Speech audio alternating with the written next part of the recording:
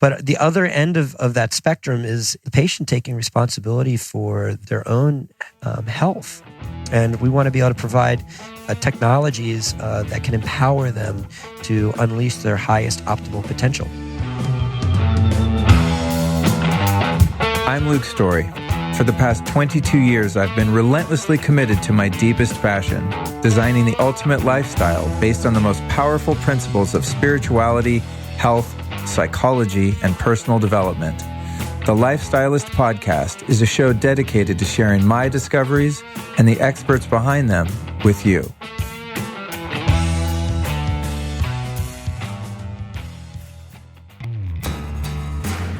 If you follow me on social media, you've no doubt seen me wearing my Blue Blocks glasses. You can find them at blueblocks.com. And if you use the code LIFESTYLIST over there, you're going to save 15% off. So why do I wear these glasses? Well, during the day, even if you're in somewhere that's supposed to be healthy, like let's say a Whole Foods or even the gym, you're probably walking around under the most trash, brain and eye destructive light possible. LED lights, fluorescent lights, etc. So it's really important to protect your eyes and your brain and your melatonin, etc., not only at night, as now many of us are learning, but also during the day. So that's why I have different color Blue Blocks. I'll have the ones that have lenses that are yellow, the ones at night that are more amber or even dark red. Just depends on the time of day. But I love Blue Blocks because they are scientifically valid in that they're blocking out the right spectrum. And they also have really well-made frames that are made in Australia, not like cheap-ass ones made in China. They're going to fall apart, etc. So they're really high quality. Another thing that's very cool is they're now doing prescriptions. So you can get reading glasses or your regular RX glasses by just uploading your script at checkout, and they do the rest. You can also send them your own frames, and they'll make your rad-looking glasses blue blocking. It's very cool. So again, go to blueblocks.com and enter the code LIFESTYLIST to save 15% off.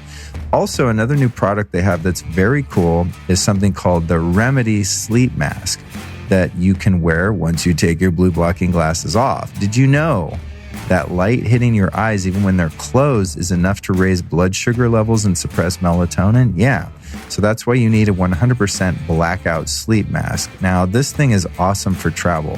There's no eye pressure. It doesn't like smash your eyes like a lot of eye masks do. It gives you complete darkness, and that's guaranteed. And they also have free worldwide shipping, not only for the sleep mask, but also for their glasses. So I would do yourself a favor, hook up some of the glasses and definitely get the Remedy sleep mask as well.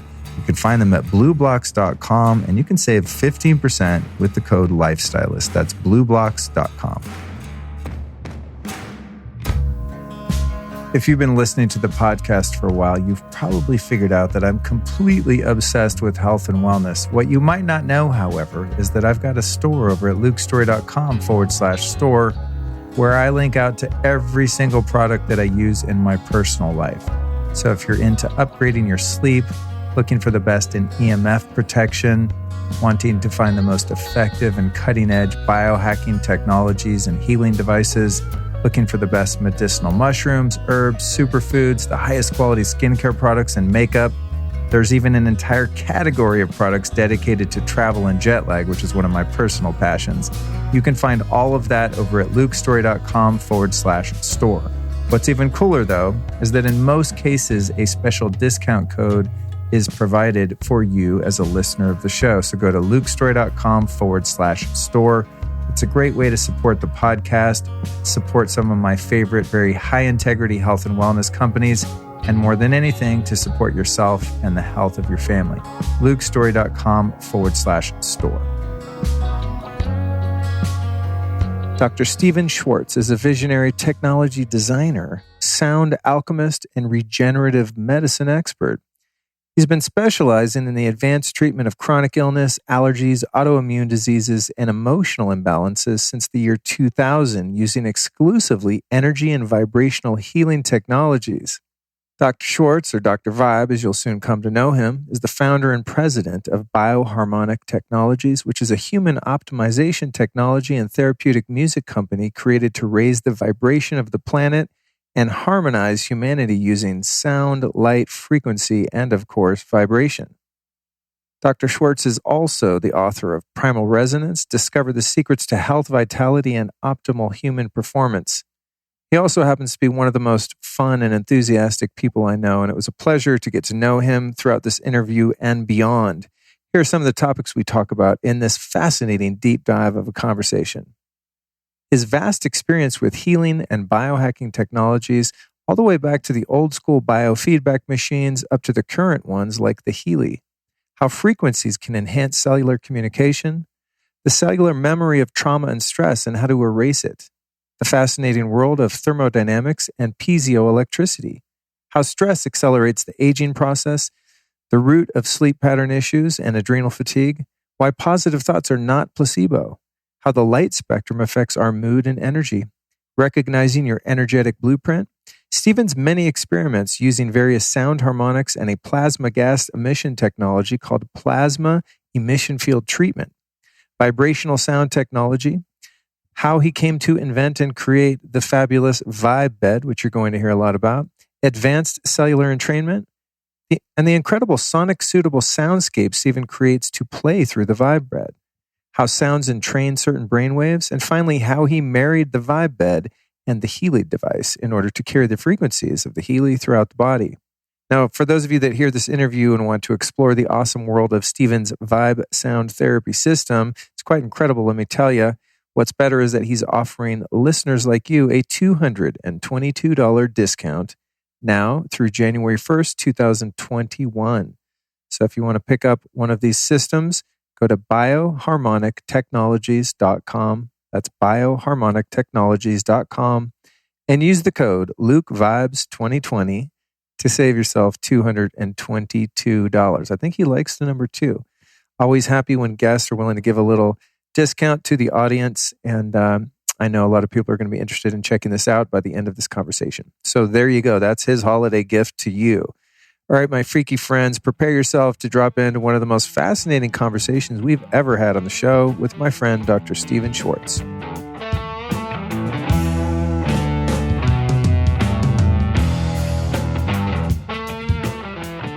So, dude, here we are. We're about to vibe. We're here. We're vibing already. All right. Before you came over, I did a short session, not as long as I would have hoped, on the V.I.B.E Bed. Mm-hmm. And then Dylan, who's here assisting today, he's like, "What's that thing? A massage table?" And I said, "Just wait." And so once we were all set up, I put an eye mask on him and put him on the V.I.B.E Bed. And I just selected the first track because it's the one that I've been playing the past couple of days. And then I left him alone and I went outside and took an ice bath, did my thing. Oh. And I came back in and I kind of like tapped the table or the bed and he didn't move. And I thought, man, I think he's in the zone. Yeah. And then I had to like tap his shoulder and then he did the eye flutter thing. Yeah. He was in like full theta zone. Totally. Just completely under the spell, which is, it's always fun for me to have people come over and experiment on them in my Frankenstein laboratory. So we have one participant here that can vouch for the efficacy of what you're doing today. But you have an amazing Frankenstein laboratory. I love it. Yeah, you were showing me around the other day. You got all the toys. So you know what? There's a lot of these kinds of spaces developing all over the world. And as all these cool Frankenstein technology you have, if you don't have a V.I.B E technology, you're missing a direct access point into the connective tissue. And I feel like that's my role in this world of biohacking and in this world of ascension and consciousness technology and optimal human performance technology is how do we get in and work with the connective tissue specifically? And that's what we're offering here with the V.I.B E systems. That's cool. Yeah, I think that's one thing that resonates with me. No pun intended. Or intended, right? Yeah. Mm-hmm. So I sped read your book, which we've got here for those watching on the video, Primal Resonance. And of course, you know, as I'm reading through it, I'm like, yes. It's so in alignment with so many of the things we talk about here on the podcast and things that, you know, have really assisted me in my awakening and health journey and everything that's going on. So I want to touch on a few of those things and, of course, touch on the technology. But I think a great place to start would just be, you know, a brief introduction as to how you went from the field of chiropractic into these healing technologies. You know, as we've talked, you've been into all kinds of different biofeedback and explored all of these different realms of healing. So how did you first get into that journey, and what made you decide to kind of pivot from chiropractic and get into this world that we're in now? Great question. In fact, I had a meeting this morning and they asked me the exact same question. And I was like, oh, this is probably a warm-up for the podcast here today. And I'll share with you exactly what I said to them. I actually feel that I'm doing the highest expression of chiropractic, because chiropractic is actually not about a neck adjustment or moving bones. It's about removing interference from the nervous system. And I remember asking myself that question early on because I'm a very good adjuster. I love adjusting the spine. My background as a chiropractor in undergrad is in sports medicine. That's what brought me into this whole journey to begin with. And my mother was diagnosed with an autoimmune disease when I was in chiropractic school. And my father's a pharmacist. So I grew up in a pharmacy. So I have a lot of, but they're also we also had a health food store in the 70s and 80s in my father's pharmacy in New Jersey. So we've kind of been it's been a very, I have an interesting family for sure. I got to ask, when you were a teenager, did you and your friends jack drugs from the pharmacy? You know, interestingly, wait, your dad might listen to this. No, my dad, you know what? I actually never really, no. In fact, we actually, when I went forward into like my 20-year high school reunion, I was hanging out with all my high school friends. They were all talking about how they'd go into the parking lot and smoke pot. And I said to them, nobody ever invited me to smoke pot with them, you know? So I never really grew up like that. That wasn't really my thing. And what I think is an interesting caveat to the story was when I was a little boy, I was diagnosed with ADD, which was ironically the first year. ADD was a new diagnosis, ironically the first year that Ritalin was available on the market.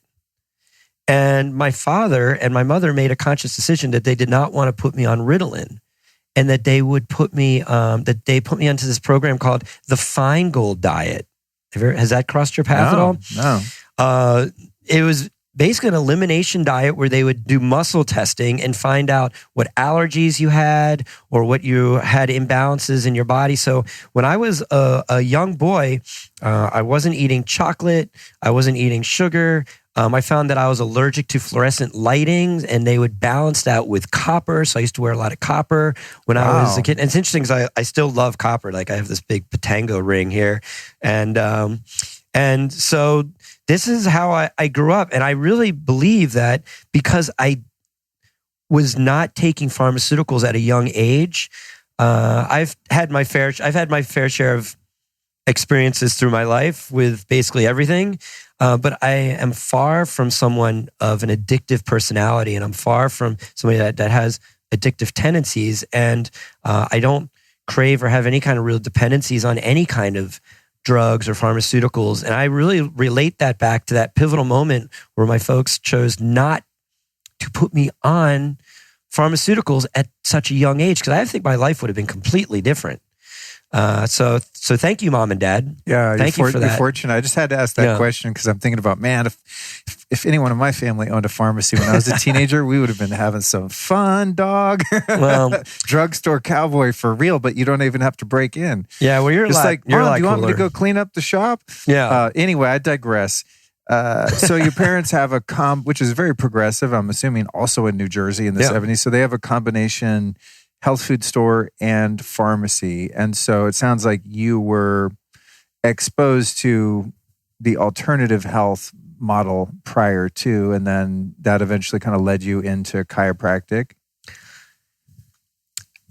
That's also a very fascinating story. I never went to a chiropractor growing up my entire life. But I was in college, and my roommate in undergrad, we were driving back to New Jersey together.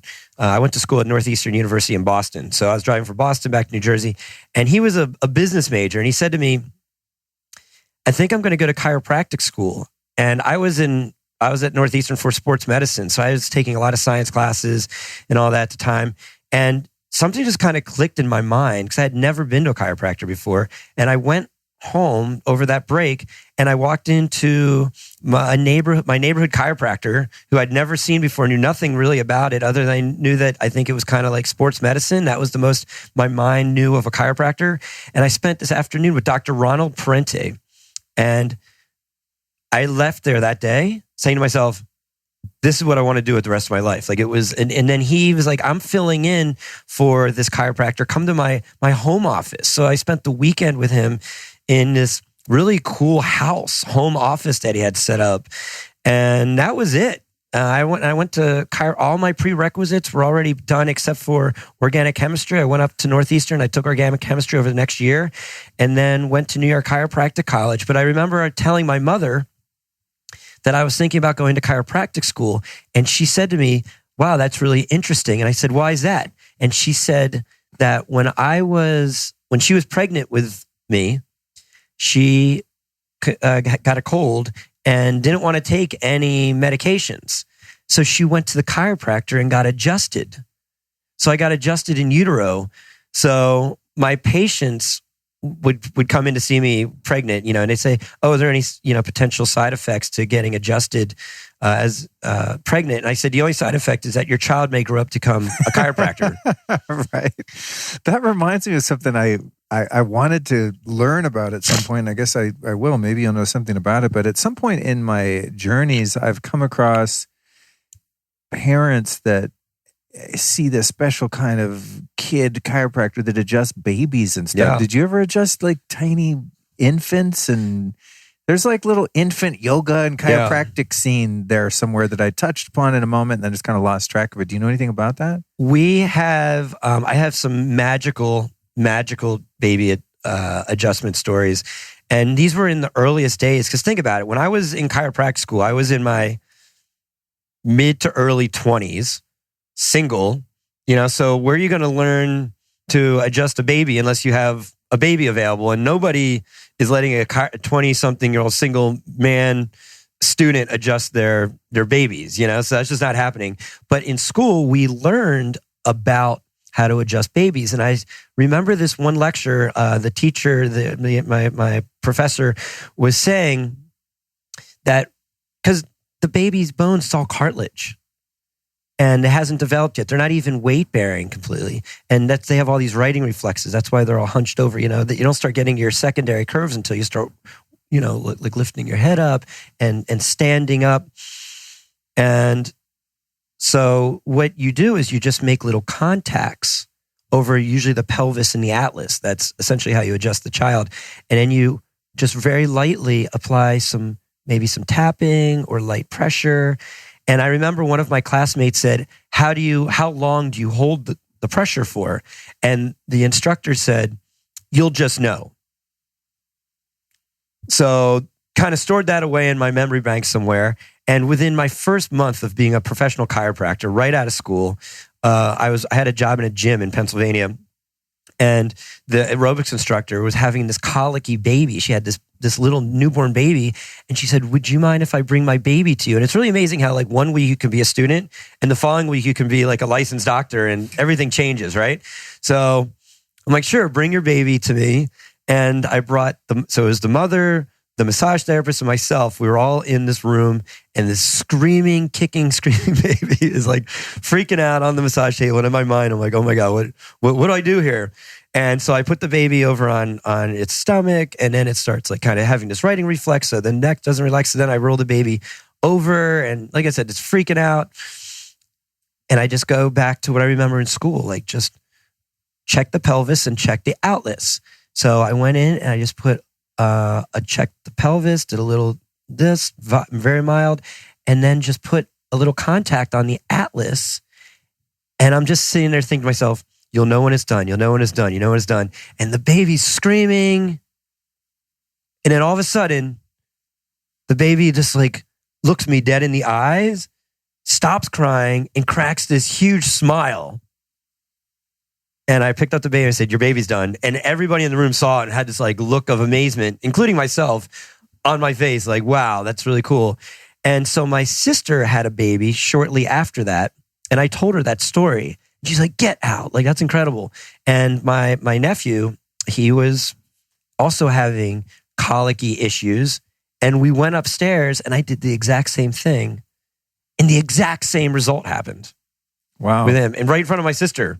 So I've treated many babies, children. In my practice in Colorado, I treated a lot of kids, usually more, little kids. I mean, I guess they all ranged, really. Yeah, we saw babies to teenagers and then obviously adults into seniors.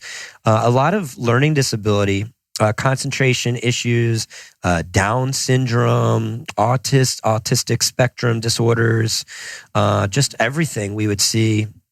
And in fact, my big spiritual awakening happened with energy medicine. My background's in sports medicine.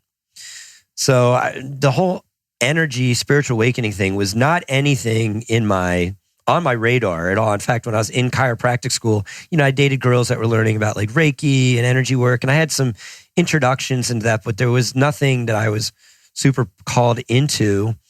But it's interesting how the universe works, how it kind of just starts guiding you. These are like little seeds that guides you into what you're going to be doing later on in life. And a major breakthrough that happened for me was in 2000 when I was having my spiritual awakening in Denver, Colorado, and I had just made a commitment that this was my new path other than sports medicine. And I love sports medicine. It's still a major passion of mine, but I was moving into working with bioenergetic medicine. This was within the earliest days. I mean, I'm talking maybe the first month or two of this thing. I was reading Cryon books. You familiar with Cryon? Cryon is a channeled being. Whoa. Actually, that's really weird, dude. Someone that I recently interviewed before we started recording, and I'll allow them to remain anonymous because they didn't do it while we were recording. But I'm pretty sure that we did a little opening prayer, pre-recording, as I said.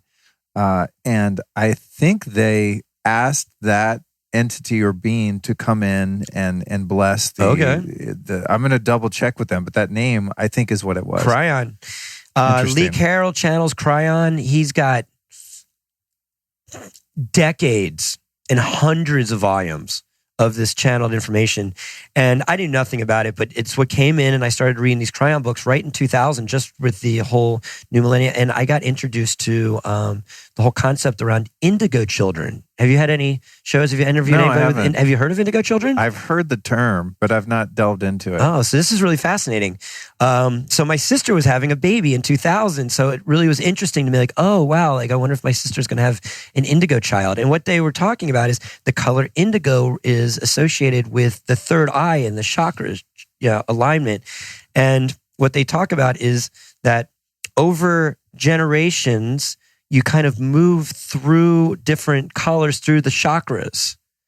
And that kind of represents that genre or that generation of people. So like 100 years ago, it was more like the orange people. And this was like the Industrial Revolution. It was a different kind of vibe. So what they were talking about was the earliest stages of these indigo children are the kids are coming in, they're already pre-programmed with what they're supposed to be doing in their lives. And they have higher psychic abilities. And they hit a point of critical mass in 2000, in the beginning of the new millennium. So I bought a book just to read about it, and I was for my sister. And before I sent it to my sister, I started reading through it. And as I was reading, because I grew up remember I was talking about how I was diagnosed with ADD when I was like 8. So I really grew up with the foundation that I had a learning disability. That was kind of the imprint that I had growing up, and all through college and all through school. And as I started reading this book, I was saying to myself, wow, this sounds like me, but it can't be me. Like I'm too old to be an indigo child. So I started reading diligently through the book, and they did all this research on like the early indigo children were coming in really as early as like the late 60s. They were doing research at Stanford Medical School on this. But really the culmination of the wave was all coming in 2000 in the late 90s. And that really changed my life, because instead of me having a learning disability, I really connected into that I have a gift and that I'm an early indigo. And I felt as if I've been I'm a teacher for all these kids. And all of this work that I've been doing since 2000 using bioenergetic techniques and technologies, I've always been on the record saying that this technology is for the kids because they're not aligned. They're of a higher vibrational resonance. And three-dimensional supplements and food and pharmaceuticals is not really how these kids are vibing. So they're vibrating with more vibrational sound light frequency and vibrational techniques and technologies. In 2000, I started introducing this. And so it's really crazy because now it's 2020. My nephew that was born in 2000 is 20 and a sophomore in college. And I'm interacting a lot with these 20-somethings or, late teenagers, and they're adults now. And it still holds true. And they're all very much into my tech. In fact, a lot of them are my fans, listening to my music and really dropping in deep with my technology. That's interesting, man, because I've been pleasantly surprised that a lot of the listenership of this show seem to be of that generation. I mean, I'm sure there's people close to my age. And I guess when you're almost 50, like I am, I'll be 50 next month. Everyone seems young, and I think everyone's 20. Mm-hmm. And they're like, dude, I'm 32. Like this kid, Dylan, like I think he's 20. And he's like, how old are you, bro? He's 27. Yeah, perfect. Like he's 20 to me, Yeah, he's I'm 20. an old fart now.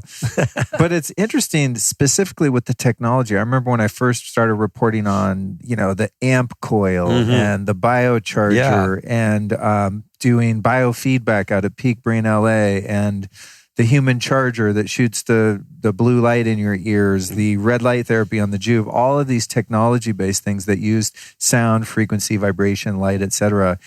I notice it's a lot of the younger people that are turned on by that. Like I always get these young people on my Instagram, like, what is that thing? That's so dope. Yeah. And I'm like, really?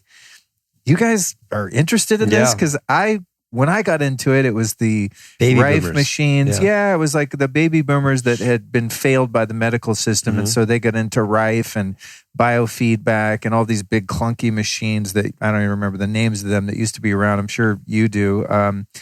But it was all older, kind of new age alternative healing people. And they all had like real ugly, old, crappy websites that didn't work. And they were very obscure. And there was like one person in each town that maybe had one, and things were very inaccessible. And now, I guess thanks to people like us that are kind of in the middle age-wise, we're discovering some of those older technologies, updating them, popularizing them, and then indeed, the younger generations are eating it up and really digging it, and they seem to be tapped in. And even on that note, it's funny because I never thought about this until you mentioned the Indigo Children thing, but I'm also pleasantly surprised and fascinated that so many young people are also into meditation and plant medicines. Yeah. The plant medicine world to me was just completely off limits for a long time. And then a couple of years ago, I started delving into it a bit, and it's been amazing. And there's really young people that are like sitting in ceremony all the time. Totally. And have been, and they're like, where you been, dude? Old timer, But that's what this is all about with the Indigo Children. That's what the Indigo Children are about. These are old souls being reincarnated for this time in our planetary history. They've done this before. And that's why I'm super inspired right now. In fact, during my writing my audiobook and talking with my publisher yesterday, we were finishing, and I'm doing a whole book re-release. I'm just like updating my bio and some of the website links and stuff like that. And I was talking to my publisher yesterday, and his book came out in 2014. I wrote it in 2014. It came out in 2015. And my publisher said, he goes, your book was a futuristic book in 2015. And he goes, it's so timely right now. And I feel that. And so everything that I've been ahead of the wave on is now being it's being popularized, and it's not even being popularized, it's being necessitized because of the pandemic and because of what's happening with this new earth shift. And all these, like you talked about, like all the biofeedback machines and all like the Rife machines and all these things that were, the crazy healer that was in the shadows somewhere in the back, that you'd go see. Now these are like, well, what about Hulda Clark? What about Royal Rife? These guys are pioneers from 100, well, not Royal Rife from 100 years ago, but Hulda Clark. I mean, I read all of her books, all the Cure for All Diseases books, the Cure for Advanced AIDS books. I mean, dude, she was shut down in Tijuana multiple times because of her information. And now people, I think she's passed, right? I don't think she is alive anymore. I believe so. Yeah. Otherwise, I would. She's probably making more money now than ever before. You would have had her on your podcast. I would have. Yeah. I'm like, is she alive? I would have tracked her down by now. So, at what point in the chiropractic journey did you start getting into these type of alternative healing technologies, and what were some of the first ones that you found? If you remember, like I said, some of their names escape me. I just remember the Rife machines where you would hold the photon gas, chambers in your hands, and all kinds of different biofeedback. Yeah. Mm-hmm. But I kind of forget what they were called, but do you remember what some of the first things to emerge in that world were? Yeah. Well, so there's a couple different things. They talk about the single channel point testing devices where you'd go in and check different, what they call vol points, acupuncture by vol points. And there was like 400 points all over body, and you would check, and it would have the little gauge, and you put put vitamins up on, and then they would sell you, here's your $400 of vitamins that you need like per every month, That's how I was tested to see if I was going to be biocompatible for a titanium tooth implant. Oh, perfect. And I tested, and eventually he found a sensitivity, and so I went with the, what's it called, zirconia, like the fake diamond. Okay, yeah. I went with one of those because he was testing me for a while, and then finally the titanium was like, meh. There was a indicator that it would have had some sort of allergic reaction. And thank God I don't have metal in my head. That would have been a bad idea for a number of reasons, namely being an EMF antenna inside your jaw. Totally. Not to freak anyone out that has those, but if you have a choice. Anyway, that's another conversation. Let's not go down the amalgam conversation. But I remember that it's like a little probe, and they put it on your different acupuncture points and then determine whether this supplement, and like you said, you would leave with $400 or $500 worth of supplements. It's funny when there's a diagnostic device that tells you, so here's how much you got to spend, But, exactly, but it's not the doctor, it's the machine. Yeah. So, my first machine was a radionics device. Wow. Yeah, it was called the Biophoton Analyzer, and I still have it. To this day. I don't use it. Anybody that's listening to this, I'm sure we're going to get all kinds of calls about, oh my God, you have a Biophoton Analyzer? It's magic. And I always said I was using it for 1% of what its full capability was. I was introduced, my first, mentor, when I went to that training in San Diego, it was called Jaffe Mahler technique. And my first doctor that I was working with in Colorado, her name was Cynthia Cortini, who was a chiropractor, kinesiologist, packed waiting room of people with chronic degenerative conditions and allergies and all kinds of stuff. And they were all getting better. And I told you, my mother was diagnosed with autoimmune disease. So that was my first job in Colorado. I graduated chiropractic school in like December 98. I was in Colorado in 99. So within my first year, I was already moving out in Colorado. And then I went to this first training in 2000. And so just within my first year, I was already getting into bioenergetic work. And I remember sitting in Dr. Jaffe's and Mahler's training in San Diego, not knowing anything about muscle testing. I went day early to learn how to do it, and I didn't know anything about it. It was not in my wheelhouse. But the information that they were giving, I just remember hearing one word in my mind all weekend. It was truth. Truth. And I was taking copious notes, and I went back on Monday and I asked my patients, hey, I just learned this technique. Can I try this? And they said yes. And we started seeing miraculous changes. And the way that Jaffe Mahler technique worked was we had these little glass vials that had water in them. And in the water was contained vibrational imprinted signature frequency of X, of things, different things. And you would buy their kits, and then you would put them in your field and muscle test and reprogram the body. And we talked about boosting, identify, target, and destroying the immune system, programming the immune system to identify, target, and destroy infectious agents.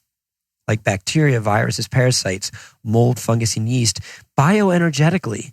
In 2000, this was my first thing. And I just remember hearing truth on this whole thing. And it worked really well. And I met this woman, Dawn Nolan, who became a mentor of mine. And I ended up buying her clinic in Denver, actually, because she moved to Australia to open up some other holistic allergy centers. And she introduced me to this radionics device. And it gave us she was also certified in something called Nambutropod's allergy elimination technique, NAET. I went and... Oh, yeah, I used to do that. I forgot about that. Dude, Dr. Devi is a major foundation. I mean, I'm not sure what she's doing now, but she's based out of Anaheim. And I remember coming to Anaheim and sitting in her training and learning about, once again, how to treat allergies. And her work is fantastic for primary allergies. And there's two kinds of allergies. You have primary allergies and secondary allergies. Primary allergies is, because what's the definition of an allergy? It's a glitch in the nervous system, or like a glitch in your neurocomputer. And so how did your body become, and then there's different ways of having a glitch. Overexposure is one of them. Some kind of emotional trauma is another one. There's a variety of different, there can be chemical exposure, a lot of different things that could cause these neurological glitches. And I remember learning that from Dr. Devi. And her technique worked fantastic for primary allergies. I mean, it was magical. I'm allergic to peanut. You put peanut in the hand, you do this treatment, and they leave and they can eat peanuts, and Dr. Schwartz is magic. I was like, dude, this technique is amazing. But for endogenous allergies or secondary allergies, meaning that the allergy is the symptom due to a bigger, higher issue of inflammation, or an endogenous allergy, what if you're allergic to your own stomach acid? What if you're allergic to your own enzymes? What if you're allergic to your own fecal material? Something like that, which is really common. How do you do a 24-hour avoidance process? Which you can't. So they didn't hold that well with Dr. Devi's work. So we started using this radionics device. And they had these imprinting wells, and you could do an antidote neutralized setting, take the little vial, put it in the well, lay on the mat for 2 minutes, neutralize it in your body, and they're gone. No 24-hour avoidance. And it worked pretty much every time. And I had a whole practice dedicated to that, really right out of the gate in 2000. So radionics is where you're working in the quantum and you're essentially remotely sending frequencies or something like this. Do I radionics? So radionics kind of originated out in like Austria, Germany. I'm not sure exactly in the early. I want to say probably in the 50s or 60s, maybe 70s. They have huge hospitals of radionics, but essentially the principles behind radionics is that there's like this wave of imbalance. And then the radionics feeds back the opposite balancing wave back into your field. So it's counteracting an imbalanced wave with another balancing wave. And it's non-local, right? I mean, it's not like the machine or wave is touching you. It can be done completely remotely, right? They would have these, used to work with, you could have these imprinting trays. So you would take like a Polaroid picture, and they'd have a Polaroid picture well. You could take a picture of a person, a place, or a thing, whatever, put it in the well, and then you could totally create in these wells whatever healing remedies you want and broadcast it 24/7 or whatever you want remotely anywhere. Probably, they could say in the world, or probably anywhere in the galaxy, if you really wanted to put the picture in there and do whatever you want. So talk about those wizards that were kind of like in the backgrounds. I mean, people would be doing all kinds of things. Dude, I love this stuff. I just interviewed a couple guys yesterday from an organization called FLFE, or Focus Life Force Energy. And they have some sort of cosmic wizard device, or a few of them in different locations, that are some kind of Tesla-ish technology, and they have figured out a way to, I guess it's maybe a form of radionics. They didn't use that term, but you can program an address or a unique identifier, such as a building's address, or just the GPS location, or even your cell phone number, a photo of your necklace, a pendant, and then they send a harmonic frequency to that address from the device. And they can actually raise the level of consciousness of a location. So I have it on this house, and I have it on my cell phone. I put it on my mom's house. What's it called? It's called flfe.net. Focus Life Force Energy. I'll send you a link. They're super cool guys, but what's dope about what they do is their whole model is based on the David Hawkins scale of consciousness. Okay. And Power so, versus force. Yeah, so using kinesiology or muscle testing, they test the viability of all of their protocols. And so inherently they're integrous and truth-telling, presumably, because they're using a model based on the will of God. You know, it's just a very deeply spiritual approach to life. David Hawkins was, but it kind of merged science and spirituality. But what drew me to their work, and for those that are listening here today, I don't know if that episode will come out before or after this because I don't always release them in the same order, but it will have already been released or will be coming after this one. Either way, FLFE. The reason I was attracted to them is because one of the features of their technology is EMF mitigation. And so what they do is they program the field in a location. It's really trippy, so that not only any EMFs that are generated within the house, say like a Wi-Fi router that's plugged in, but also EMFs that are coming into the house. There's kind of a bubble of this consciousness field around that then transmutes the signals coming into the property and the ones that are generated from within, and causes them to be harmonious with your biology. And to anyone that's very, left-brained and scientific, that would make no sense. But if you understand the nature of consciousness and that all energy either lowers or raises one's consciousness in a field, right? So it's a quantum technology. But anyway, I digress. It's just something I'm very excited about at the moment. But it seems to work on that principle of radionics. I'm going to reach out to them and say, do you guys ever use that term, or is that something that's congruent? Because when I first heard about the radionics, what struck me about it was that it's non-local. Yeah. And the way David Hawkins used kinesiology, and really his big breakthrough, was, of course, that he discovered it's not a local phenomenon. You don't have to have the vitamin B in your hand and muscle test. You could ask the question, is vitamin B appropriate for Stephen right now to support his health? And you'd get a yes or a no, whether or not you're in the room or on the other side of the planet or whatever. Exactly. And I think, to validate that point, think about the most obvious example of that is just think about your mother or your new fiance. Honey, I was just thinking about you. Exactly. And she sends you a text non-locally. Or, I don't know. Where's your mother? In Sonoma County, Northern California. Okay, so Northern California. I mean, there's whatever, I don't know, hundreds of miles between you and there. My mother's in New Jersey. I feel her. There's people across the globe where they can just, because there's that connection. In Hawaiian Huna, they call that the Aka connection, or that stream of consciousness between multiple people. And so that's what's so great about right now is where there's all this revolution of applied sciences from these concepts of consciousness that have been really discussed for centuries. And I think that's also another interesting point about this cycle that we're in right now, because we went through this phase of where all this began with the indigenous people of this planet that were quote unquote uneducated. But what would they do? They would, according to modern, it's so crazy. But they might not, because they never have studied science, but they look around at nature. What would they do is they would study the laws of nature and the rhythms of nature. And they would, what's that plant do? And what does that star align with on a regular basis? And all these things. And we watched this, but they couldn't explain it scientifically.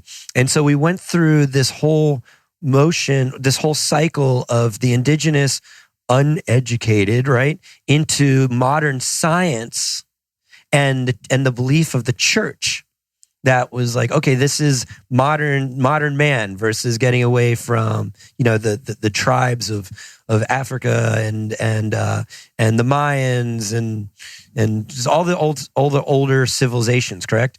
And then we started getting into studying, start to research into the laws of nature, right?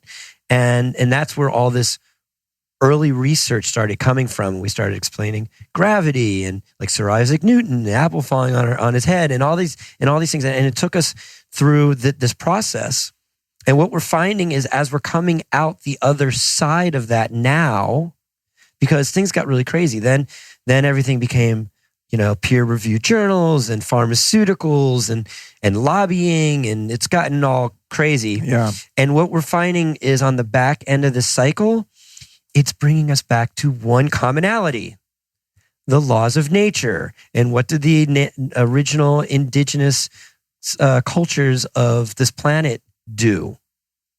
And so it's taking us back to exactly the same place, except what's so cool is this next wave is now we have technology that can validate the quantum laws of nature that the early indigenous societies couldn't do centuries ago.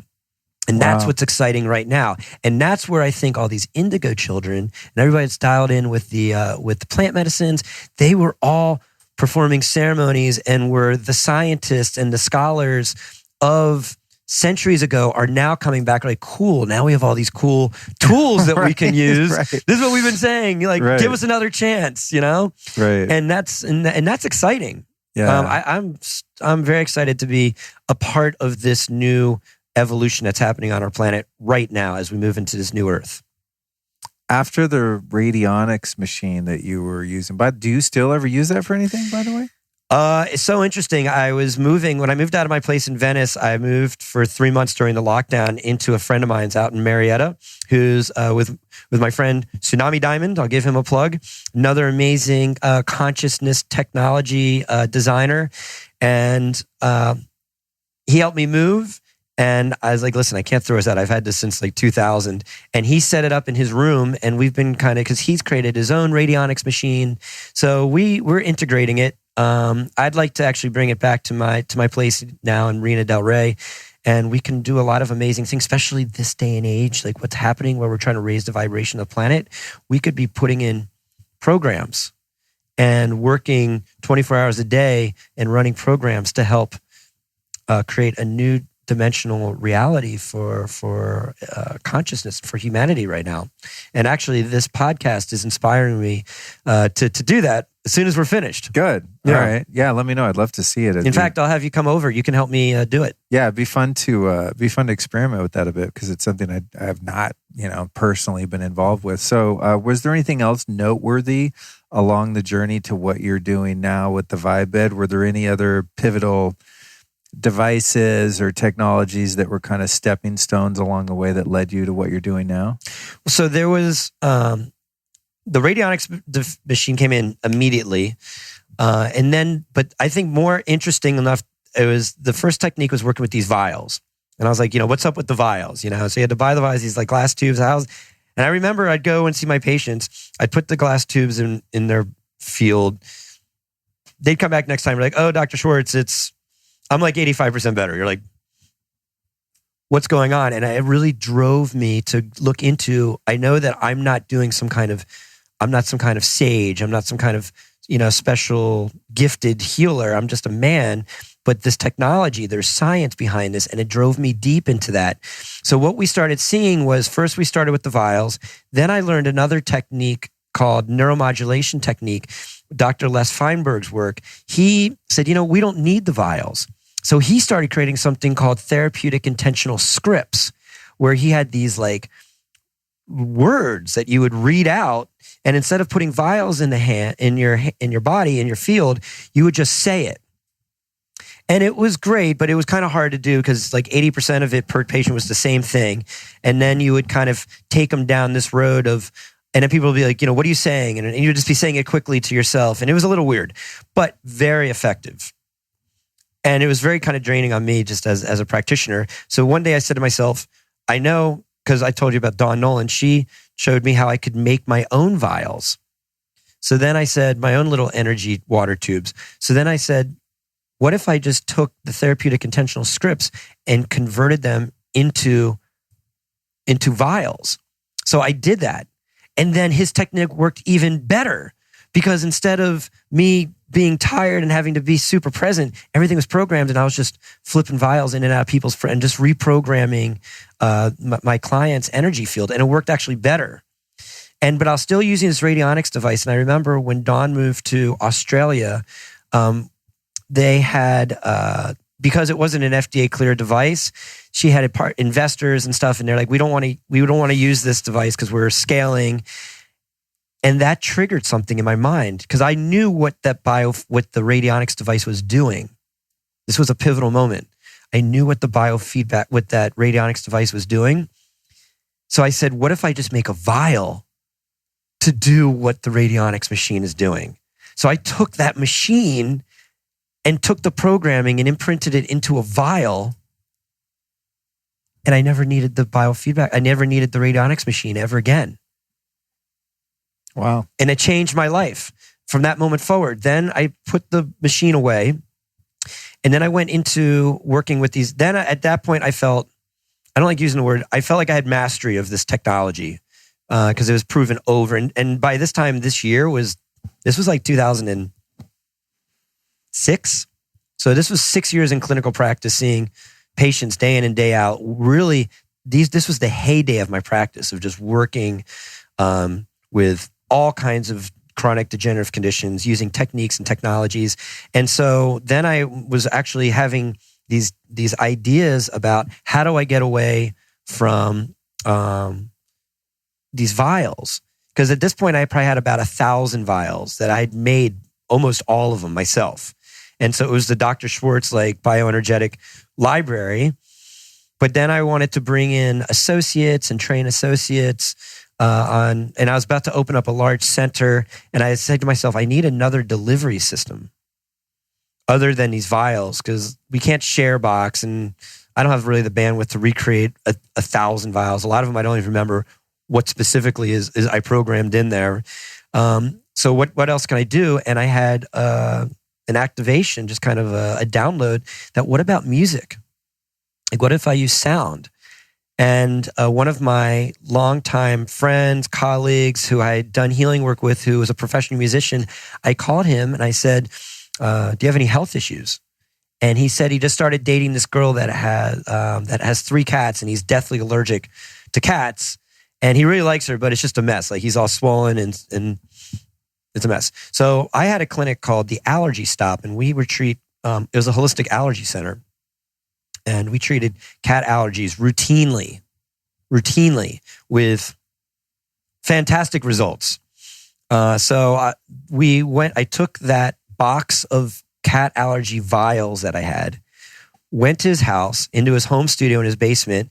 First time ever working with Ableton software, which is a music production software, and took these vials and converted them into audio files, which ironically look like these little cells that look just like my vials, except they're music files. So we just did an experiment. I said, what if we just did, and over the next week, I recreated my allergy protocol in Ableton and then treated him for his very severe cat allergy in his recording studio.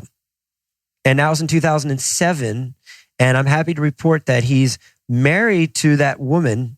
They live with the cat. They have a baby, and he has no cat allergies. What? And you did that once you programmed those frequencies into the sound and made music out of it, and he listened to it. That was the beginning of my music company, Wow. Bioharmonic Technologies. And another thing came out of that. I also started developing biofeedback systems. 2 things happened in 2007. I said, okay, instead of me being the practitioner and using the vials and muscle testing, how can I start creating technologies for humanity? How can I start bringing things that I can train other practitioners with, other doctors with? How can I start making sonic pseuticals for my patients, for them to be taking as a supplement? Because what never really resonated right with me was, if I'm using bioenergetic work and they're having these profound changes, why would I give somebody a physical supplement? Like if we're making these profound changes bioenergetically, I should be able to give bioenergetic supplementation as well too. And that's always been something. So it's interesting watching the evolution of bioenergetic supplementation really come more into the forefront. And these are things like homeopathy that's been around since the 1800s. I mean, so energetic supplementation is nothing new, but now it's becoming a lot more popularized. What was up with the biofeedback device that you had or created or whatever? So we talked about the first ever biofeedback. So 2 things came out of that cat allergy experiment. First, Chris Lawhead, him and myself, we went in and we recorded 2 albums together. The first one, Energy Clearing, which I think is the first album that you said you've been playing, and it clears negative energy out of your nervous system, space, and dwelling. And then I said to myself, what if I made a biofeedback system that that instead of using these vials, we can just make audio files, and instead of using whatever, as you need an output with biofeedback. The definition of biofeedback is giving back to your body. So you have to read your body on some way, and then your body is going to give you information, and then you deliver it back through a delivery system of some form. A lot of times the delivery systems, like when we talked about with the vol points, the delivery system would be, here's your supplements. We're going to imprint something, or with, or you could use lasers or different, or these galvanic skin response, like wrist cuffs, microcurrent, things like that. So with this biofeedback device that we were working with, that I was developing, I was using headphones, and it would deliver back some kind of music feedback.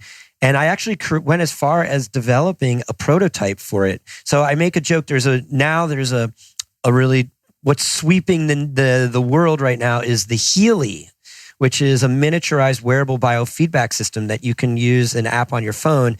And I've been making the comment that I actually developed the Healy before the Healy in 2007 when I developed this first biofeedback system, because I actually went out and I bought a tablet, which before tablets even existed, all they had were those little notebooks, like the miniaturized ones with the lids. But I bought this little tablet that had like the split keyboard and a little stylus. It was running Windows 98. It was like $1,800. I remember buying it at Best Buy. And then I went forth to find a programmer, some guy that could make me this navigation system. And then we were just going to take these audio files and put them into the navigation system. And then I was kind of doing this hybrid of muscle testing and then delivering the frequencies through headphones. And I traveled to Peru with that. I traveled all around the world with this little baby, because 2007, there was no such thing as an app. There was no such thing as a tablet. And I worked with this, and I still have it to this day. I plugged it in. It doesn't work. But that was the precursor to what is now, and I wasn't associated with that, but I know Marcus Schemke, he's the developer of the Healy. When I listened to his stories, he was developing this in 2007. Oh, wow. So he's over in Germany, I'm here in the United States, and it's all about the morphic fields. It's all coming in, and people are pulling it in and taking action on it. And so I ended up getting involved with, so that was kind of something that I was playing with for a couple years. In 2009, my large center that I created closed. I had some personnel issues and some partner issues, and I ended up starting over again at that point. But what happened, that was the transition from, you asked, the original question was going from being like a chiropractor. I feel like I'm still a chiropractor, so I've never really transitioned out of being that. But the transition that happened in 2009 was when I went from being a one-on-one practitioner to being a technology designer. And we purchased a biofeedback machine that was $45,000 called the LZ30, the LZR7 laser allergy relief system. And within 6 months or 8 months, there was a falling out between the developer and the owner of the company, and it was obsolete. And the owner came to me and said, "Would you help us develop something new?" And I agreed to, and we consulted on the development of something called what turned out to become the ASA Balance, which is another body balancing system, which I became the national trainer for that, the top sales guy for that, the sales guy for that. And I wrote all the protocols, wrote all the manuals, and started training doctors on biofeedback. So the journey is from these vials to biofeedback to and music and frequency to working with doctors to now the next step is how can we empower the patients, the self-care revolution? And that's really, I feel, the next evolutionary step that we've been working with. And that's what I like these products like the Healy's, because it's taken the biofeedback out of the hands of the practitioners, which is very important because there's a lot that I'm teaching my upline and downline about the effects of biofeedback and frequencies on the body and using drainage remedies and minerals and probiotics, which I think are essentially vitally important if you're going to be receiving these kinds of protocols. But the other end of that spectrum is the patient taking responsibility for their own health. And we want to be able to provide techniques, technologies that can empower them to unleash their highest optimal potential. Wow. We'll be right back at you after this brief but important announcement.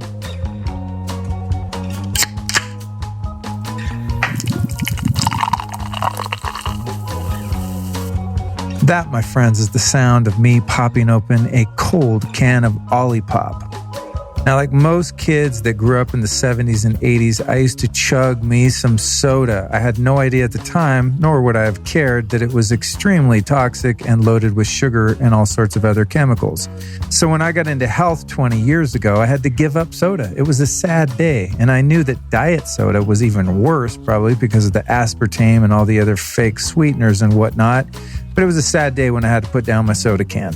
So I was relinquished to the occasional sparkling water when it came to a fizzy drink. Enter onto the scene today Olipop as my new healthy alternative to soda. Now, it tastes just like the sodas I grew up with, but without the spoonfuls of sugar and artificial chemicals. They've got some delicious nostalgic flavors like vintage cola, classic root beer, orange squeeze, cherry vanilla, and my current favorite, strawberry vanilla. Olipop uses functional ingredients that combine the benefits of prebiotics, plant fiber, and botanicals to support your microbiome and benefit your digestive health. What's awesome about Olipop is that it's much, much lower in sugar than conventional sodas with only 2 to 5 grams of sugar from natural sources, so no added sugar. Their vintage cola has just 2 grams of sugar as compared to a regular Coca-Cola that has 39 grams of sugar. So just for comparison, that's how crazy this gets. And all their products are non-GMO, vegan, paleo, and keto friendly with less than 8 grams net carbs per can. So if you're ready to check out some Olipop, here's what's up. We've got an exclusive deal for Lifestylist Podcast listeners. You're going to receive 20% off plus free shipping on their best-selling variety pack. This is a great way to try all of their delicious flavors. So go to drinkolipop.com/Luke or use the code Luke at checkout to claim this deal. That's DRINKOLIPOP, drinklollipop.com/Luke. This discount is valid for their variety pack. So get your hands on some Olipop and enjoy the soda that you had to give up without wrecking your health. And now, back to the interview. So funny, dude, when you walked in, I had this list of things. It's kind of like my security blanket, my little list I keep kind of hidden under my leg here. I said, if we're going to go over that list, we're going to be here for 5 hours. Well, it's funny because sometimes, I know you a little bit. Mm-hmm. Thankfully, it's nice when you have hung out. We've hung out a few times. And so it's, it makes it easier. It's less stress. But you never know how good of a talker someone's going to be until you sit down with a microphone. Some people are motor mouths, but then when there's a camera and a mic on, then I really need my list because I'm oh shit, man, I got to keep the energy keep up going. Here. But I feel like I don't even need this now. Am I doing good? Oh, it's amazing. Yeah, okay, it's absolutely spot on. It's everything I wanted to cover actually in a much better way than I knew we could. Mm-hmm. So I think that's a perfect segue into where you are now and what really piqued my interest when we were introduced, and that is this V.I.B.E Bed that you've created. And I see this thing as not only really cool in its current incarnation, but with things like the Rasha and the Healy and, New Calm, which is another neuroacoustic software that I'm obsessed with. I do it just about every day. Mm-hmm. There are so many different applications in terms of the delivery system. And so let's kind of move into how that came to be and tell me what the acronym V.I.B.E stands for and kind of unpack the whole full body entrainment process. Yeah, because I know about binaural beats and the next generation of that, the new Calm software, where you listen to something and it entrains your brain and causes you to have a positive emotional response or puts you in theta, etc. But since your body is made of water, and water, in my opinion, is a crystalline energy conductor, maybe that's not even my opinion. It's probably what it is. That's not your opinion.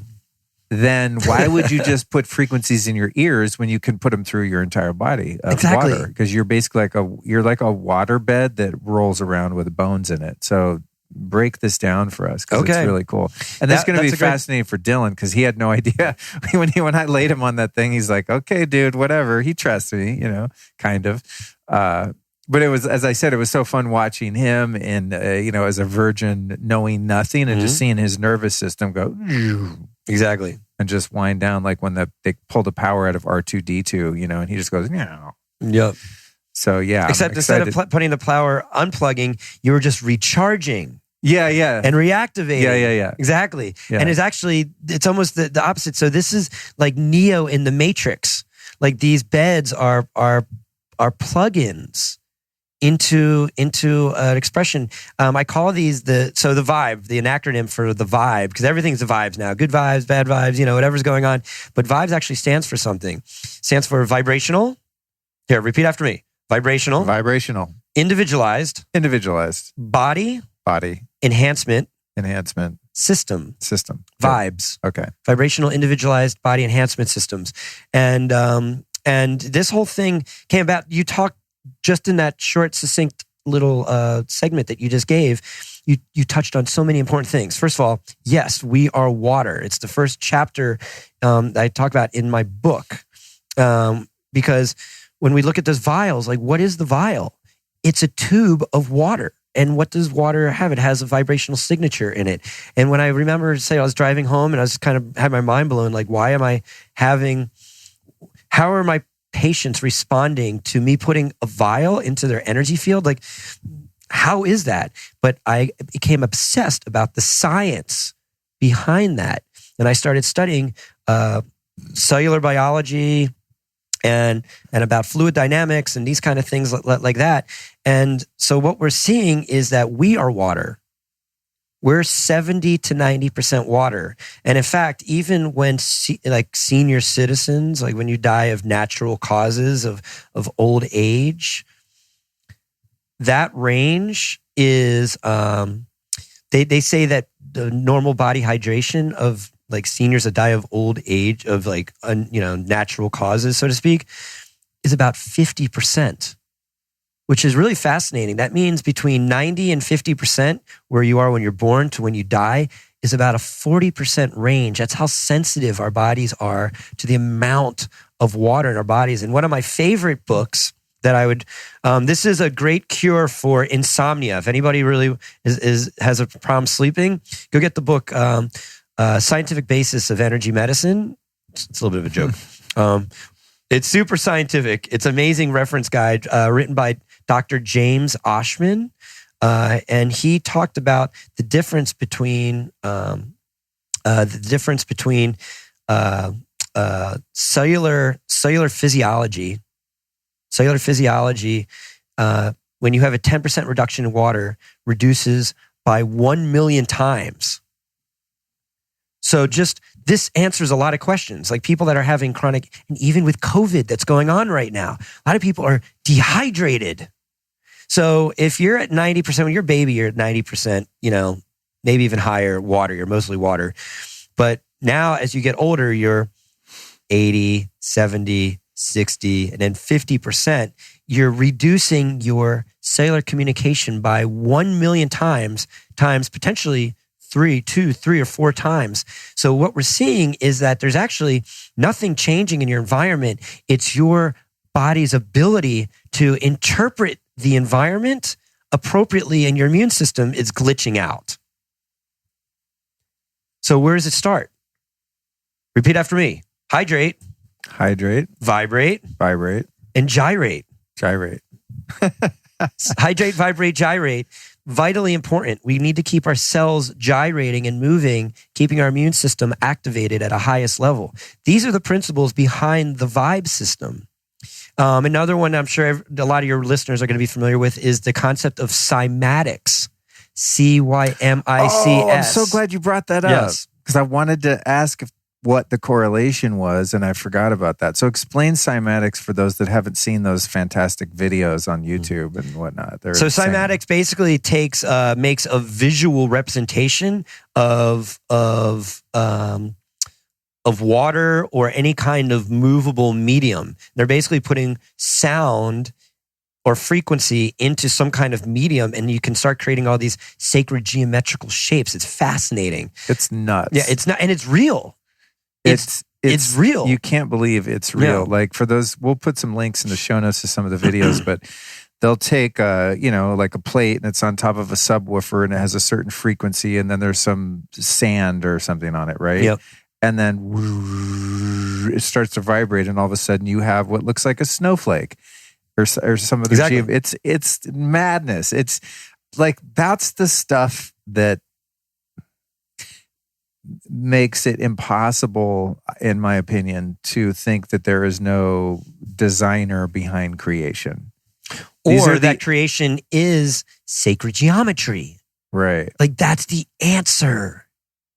Like when you go to, we go to a lot of festivals and we go to Burning Man and, but then if I'm a doctor and I'm really committed to doing research and getting these into healthcare facilities and research facilities, and like it's really a passion of mine. But we go, the low hanging fruit. I mean, the people that buy into this stuff is all, festivals and things like that. And everybody's wearing sacred geometry and they got their shirts on and their necklaces and they're like, oh, a bunch of hippies. But no, actually not at all. It's that geometry is in alignment. The same mathematics is in alignment with our connective tissue, which is vibrating. And just to touch on connective tissue for your audience, I know you like having a lot of scientists on here. They're giving information. This is another foundation to why I'm making these V.I.B.E systems. Is your connective tissue, the living connective tissue matrix surrounds every tissue system and cell of the body. It's the true nervous system. When we think about, you talked about brain entrainment. Why would you just put binaural beats into the ears when you can be putting it into your whole body? The brain is just one part of the nervous system. Oh, yeah. The brain, there's also the spinal cord. Then you have the cranial nerves. Then you have your peripheral nerves. Then you have the autonomic nervous system, which is for fight or flight. You have fight or flight, sympathetic, parasympathetic nervous system. You have the enteric nervous system, which have more nerves in your body. That's in the gut. That's where you have that gut response going on. All those parts are all part of the nervous system. Then you have the neuroendocrine system. So that collective body of work, that is the whole nervous system. And the feedback into that is your living connective tissue matrix, which is made up of three biological materials: microfilaments, microtubules, and intermediate tubules. Those three components. And they have one biological function. They respond to your environment through vibrational resonance. Oh, wow. That's what they do. Is this why when you put on James Brown really loud, you can't sit still? Yeah, exactly. I mean, that's the music that, like, I'm not a dancer, but if you put on James Brown, like, my body starts doing stuff. That's my thing. I knew that I would. But think about even the words. I feel good. I mean, dude, what a great song. Thank they you, have, yeah. and it's got, it's I was upbeat. thinking of Sex Machine, but I'm a sex machine. That's another good one. But no, I'm making a joke to the point that, I mean, I'm a musician, and even when you play an instrument, I mean, to keep rhythm and keep a beat, your body starts moving when that string vibrates. Or if you're a drummer and you start hitting your drum, like you never see a drummer just like, except Charlie Watts, just sitting there, totally stationary with just their arms moving. Right? There's like something about the vibration of sound that reacts to your body and causes you to gyrate and move about in various ways. Exactly. Or let's take the opposite. You ever listen to somebody that doesn't know how to sing, somebody that your guitar is out of key or out of pitch or out of tune, or somebody that is playing and they're not in tune with whatever the band situation is? How does that feel? you kind of like, it kind of hurts a little bit. You contract. You contract instead of being at a festival where everybody's like open and dancing and singing and harmonic. These are massive tools for, essentially, that's why they talk about transformational festivals, because that's what's happening there. There's a lot of workshops going on about expanded consciousness. They have conscious DJs and musicians talking about conscious things. And then you have this collective energy all around one collective unifying message. And that's why people go to these events and have life-changing experiences. And so these are the foundational pieces. And now, and I talk about this in my book in detail, because after this came in during my research for my book Primal Resonance, I said, well, what biological materials are initiated by this? And I looked into I said, well, what are the initiating biological programs or pathways of human physiology? Well, let's see. How about what's important? How about how our cells replicate? Like we are, because from once the sperm fertilizes the egg, we go from 1 cell to 2 cells to 4 cells to 8 cells and we're 100 trillion cells. And not just that, but then our cells are turning over. Our skin we're like getting a new skin. I think like, I'm going to botch these numbers. I'm sorry. So I'm not even going to go there, but I think you get like a new liver every 6 months or something, or maybe, all right, we're not going to go there. But basically, there's constant cellular turnover for all of our organs.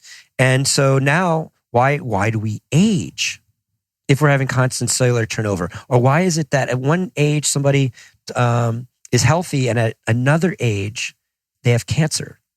And they do say that over a 7-year span that you have a completely new body. And how's that originate? Through a process known as mitosis. And the definition of mitosis is how our cells replicate.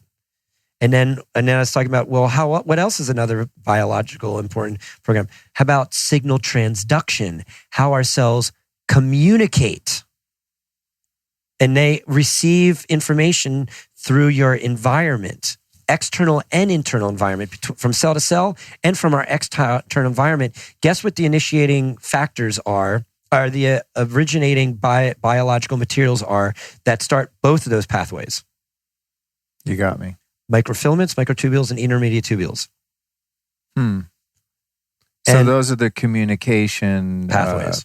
Those are the communication materials that initiate how our cells replicate and communicate. How does the fascia fit into that? This is the fascia. That's what the fascia is. This is the fascia. Because expand my understanding of the fascia. The way I look at the fascia is sort of this internal skin that surrounds your organs, muscles, etc. That is this piezoelectric communication network. It's almost like the wiring, your electric wiring that carries nerve signals and information around your body to tell the different parts of your body what to do. I mean, that's a very Flintstonian version. Is that anywhere close to actually, how it works? I think that's pretty, I think that's a great definition.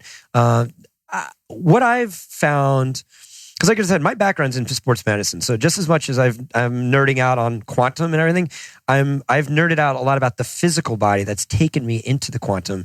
And really when I was in undergrad learning about sports med, learning about the body, we learned about the fascia. And the fascia by standard sports medicine definitions is a sheath or a covering around every muscle and tendon of the body, but then that expands and is interconnected into the connective tissue, which is part of the fascia. So a lot of these terms are kind of interconnected. You know, the living connective tissue matrix, the fascia, the connective tissue, and they say the bone is a connective tissue. The ligaments are connective tissue because they connect everything together. But when we chunk it down, now there's the periosteum, which surrounds the bone. That's connected. So you can't really start separating out these levels. See? Mm-hmm. And what governs that interconnectedness between every tissue system and cell of the body is the living connective tissue matrix. Got it. So a lot of people talk about fascia that are body workers, and it's very three-dimensional. It's very Newtonian. Yeah. But that same principle is what applies in quantum. And in fact, so fascinating, because when we look at modern science, when I was in school and you're learning biology and we're doing research, we would go into, taking biology, we'd be studying the blood. So we would draw blood, and then we would put it in a centrifuge and we'd spin it down, and then we'd pull out the test tube, and you would have the serum, and then you'd have the serum, and then you would have the connective, like the connective tissue matrix at the bottom, and we would draw off the serum and study it. And you know what we do with the other part? We throw it out. It's waste material. It's completely backwards.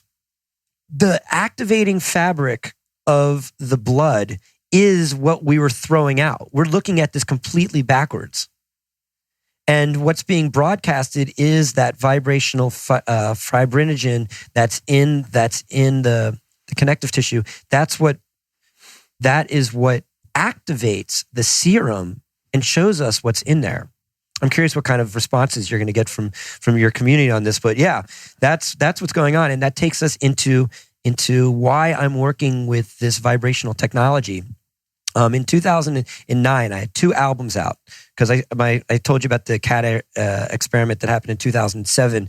I made that biofeedback system, and then I also went in and recorded my first album, Energy Clearing, which I think is the one that you've been playing through the V.I.B.E, which is a great place to start. Yeah.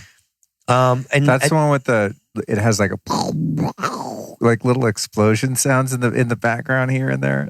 Anyway, carry on. I have the playlist here. I don't think that's where we are. Oh no, Cell Cleanser. A Cell Cleanser. Okay, yeah. That's the one. That's the first Cell Cleanser track is the one I've been listening to. Okay, yeah. That's a massive. That's a major track. Super psychedelic, and then somewhere in the middle it has like what is that? The throat sound? singing.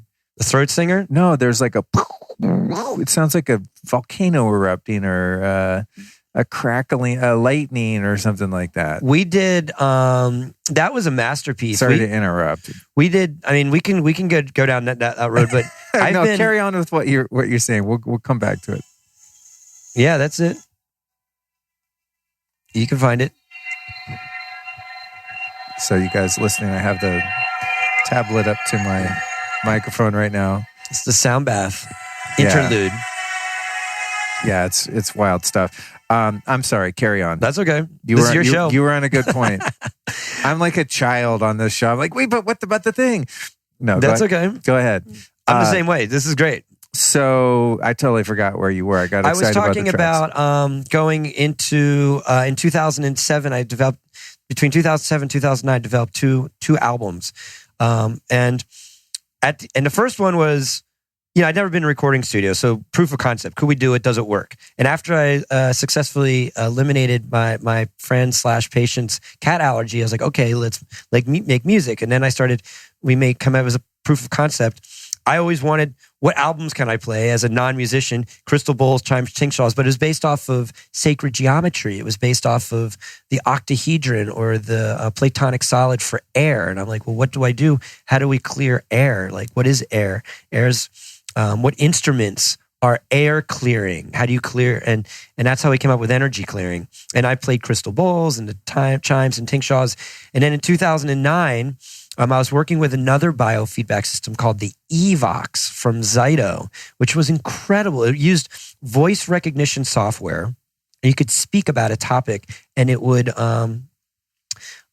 show you based off your voice what energetically was out of balance based off of imbalance in your octaves. The amp coil has that, a voice diagnostic. It's really interesting. They developed it from the lie detectors used by, I guess, law enforcement or intelligence agencies. And so you basically go through the vowels or the alphabet, and then it's like liver imbalance, or, it's like, what? But it works off that same principle. It's really interesting. I worked with this technology for many years, and I love it. But we started developing, I made a second album. My second album was based off this biofeedback system called Cell Cleanser. And because what we would do is we'd feed back the octaves, and then just played, there's really just nothing going on. They played some music, but it was just music they got online. And I said, I can make custom music for that, for each one of the zones. So I started thinking to myself, this is more than just, like, I'm not really making music. I'm making a biofeedback system packaged into a CD. These were CDs at the time. And in 2009. And I was down in Southern Colorado, and I had this download that instead of, like what you said, why would my patients would ask me this question all the time. Do I need to listen to your music through headphones? And I said, no, it's field music. I'm wanting you to experience the music into your biofield. More than just the brain. Don't just entrain the brain. I want you to entrain your whole nervous system. And then I said, instead of having this travel through the air, what if we could vibrationally, mechanically vibrate it into the connective tissue? And I started putting mathematical ratios, sacred geometry, and physiological frequencies into the music. And then we would vibrate it in. And this is where Dylan would go and have these instantaneous drop-ins. It's a process that I refer to as full body neurological entrainment or body hypnosis. And it's almost instantaneous. It takes you from a place of, instead of just entraining the brain, because hypnosis works. It works really well. Hypnosis is dope. Hypnosis is dope. Subconscious mind reprogramming, neurolinguistic programming. It's been a cornerstone of my practice since forever. Since 2000, I've always had some level of subconscious mind reprogramming. It's that vitally important. But instead of just entraining the brain, let's pull that out and entrain those same principles, not just into the brain, which is one component of the nervous system, but into the entire nervous system. So your fascia and your intercellular matrix of connective tissue and all this stuff responds in the same way as your brain because it's all part of your nervous system. Exactly. So when your brain hears binaural beats or healing frequencies, what we're doing with the bed is we're just sending that to every area of the body, and the whole nervous system. So we're vibrating into connective tissue. So that rather than your brain having to kind of disseminate that data and send it through your nervous system to relax you or inform whatever you're trying to inform your nervous system. It's not even that. It's not even that road. It's more about, here's your brain, and then your brain's like, okay, cool, I'm down with that entrainment, I get that. But because of the neurology, the term, the issues are in your tissues. So your brain, you're hypnotized. You're not going to smoke anymore. I'm no longer a smoker. Okay, I'm not going to smoke. But then you get up in the morning and you start moving around. And next thing you know, you walk by where the cigarettes are. And you do a motion that releases cellular memory to smoke. And now it has nothing to do with your mind. And not to take away the effectiveness of hypnosis, because I know I have countless numbers of patients that have gone through hypnosis and have never smoked ever again from brain entrainment. So I don't want to take away from that process at all. However, there's a lot of people that it regresses. And the reason why it regresses is because you're hypnotizing the brain, but the cellular memory has never been cleared of the patterns associated with that same condition. And that's where you can go in and release the issues from the tissues. You release that, and now it's gone. Wow. And that concept came to me in 2004 after having my first journey down to Peru, working with a shaman and experiencing plant medicines for the first time, going to Machu Picchu for the first time, and getting completely blown open.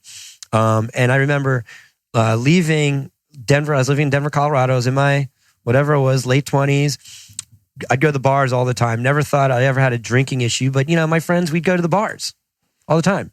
And I remember leaving right after St. Patrick's Day, which was a big party, having this massive shamanic awakening, and then coming back for opening day for the Rockies, which is another huge party. And my friends were like, hey, let me buy you a drink. Let me tell us about Peru. We want to know all about it. Here you go. Here's your favorite drink. And I remember staring at this thing and just scanning my body and not having one shred of wanting to consume one drop of my favorite drink that I drank gallons of probably prior to going on this trip. And that began me on this process of, what is this cellular memory? How do we start reprogramming that in the body? How do we take, instead of sitting in the jungle and vomiting for, hours on end? Because as I said to myself, I started thinking about my patients. Like, would my mom do this? Yeah. Would my patients do this? How can we package something that can be just as effective, but they don't need to get on an airplane. They don't need to go to a ketos. They don't need to, ingest these plant medicines and put, and things like that. And these are what we call shamanic. This is what I call shamanic technologies that are activating the same processes. And the V.I.B.E is one of those delivery systems. So to explain for the people listening, and also I want to encourage you guys, we did a really great video of an unboxing of the V.I.B.E when you brought one over here, which I'm super excited about. So the YouTube video version of this interview will have a trailer of sorts in the beginning that shows what we're talking about. I always feel bad for people that are just listening to the audio and they're like, what is this thing? But to give those of you that don't have the opportunity to see the video, so basically we're talking about what would look kind of like a massage table. It's about a couple feet high, wide as one person. Then there's there's two amplifiers, one larger amplifier that has the low end that goes into the transducers in the bed underneath you. Then there's a smaller amplifier that goes to the headphones so that you can mix it basically, so that you can have a different volume per se in your ears as is in the bed. And then there's a tablet, which I have here for those of you watching the video, where your music is stored, which is going to be an app. Now I just have the music on this tablet. So essentially it's like, this is your iPod, you're plugging it into an amp, and then the speaker is two speakers. One is the bed itself, and then the other is the headphones. And so it's like a full body experience of listening to music. It's virtual reality for your cells. It's like a virtual reality sound bath. Like when you're at a sound bath and you're sitting there and you're like, oh my God, like this gong. I'm obsessed. Oh, these crystal balls. Like I'm obsessed. Like, and you just want to like be in it. Like you just can't get in the gong anymore. You're sitting there like, oh my God, how can I like get these waves to crash over my body anymore? The V.I.B.E. See, that's funny you say that because I love sound baths and Kundalini yoga. If you go to a good class, it's always the big treat at the end is the lie out. And if you got a good gong, and that's why, for years when I go to my teacher Tage's class, I'd always sit in the front. Me and my buddy Elliot, man, every day we'd get there early and we'd be in the front because we want to get blasted by the gong at the end. But when you go to sound baths, depending on who the practitioner is and where your particular mat spot is, sometimes you don't really get the full body and they might travel around with the instruments. You have your eyes closed and you're like, where's that rattle? And then it feels like it's close to you and you're really vibing with it because it's, it's close enough to pick up the vibrations. And then they move to the other guy across the room. And I always think, God, come back over here. Totally. You're too far.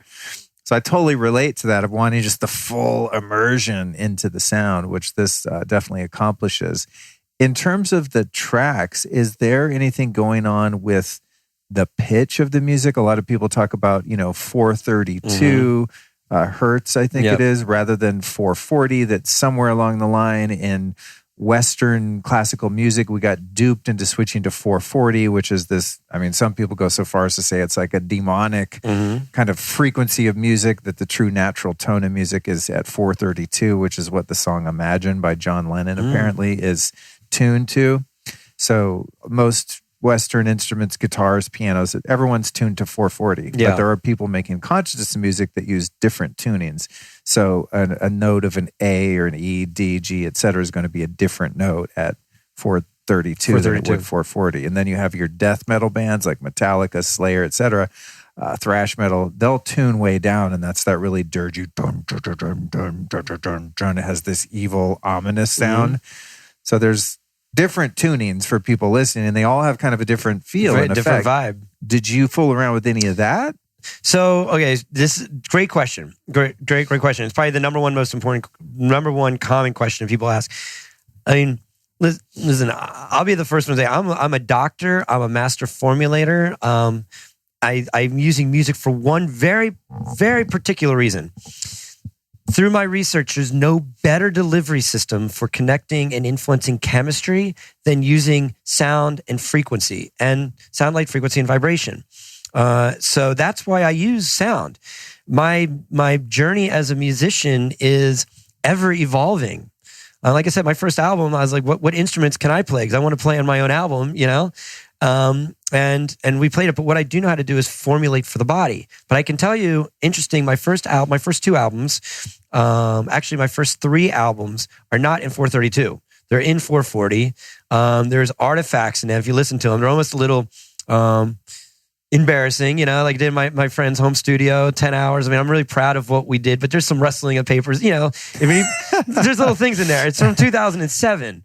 Yeah. However, the magic that we created with that album, I have more healings that people report, that I've witnessed, and that people call and email me and tell me about from energy clearing than, and cell cleanser too. I mean, the response I get from cell cleanser, actually from all my later, from really all my albums, I get a lot of feedback, but really my energy clearing is the oldest one from 2007. And I think what's so interesting about it is it's not in 432. It's definitely in 440. There's some artifacts wrong. It's probably not totally optimally mixed right.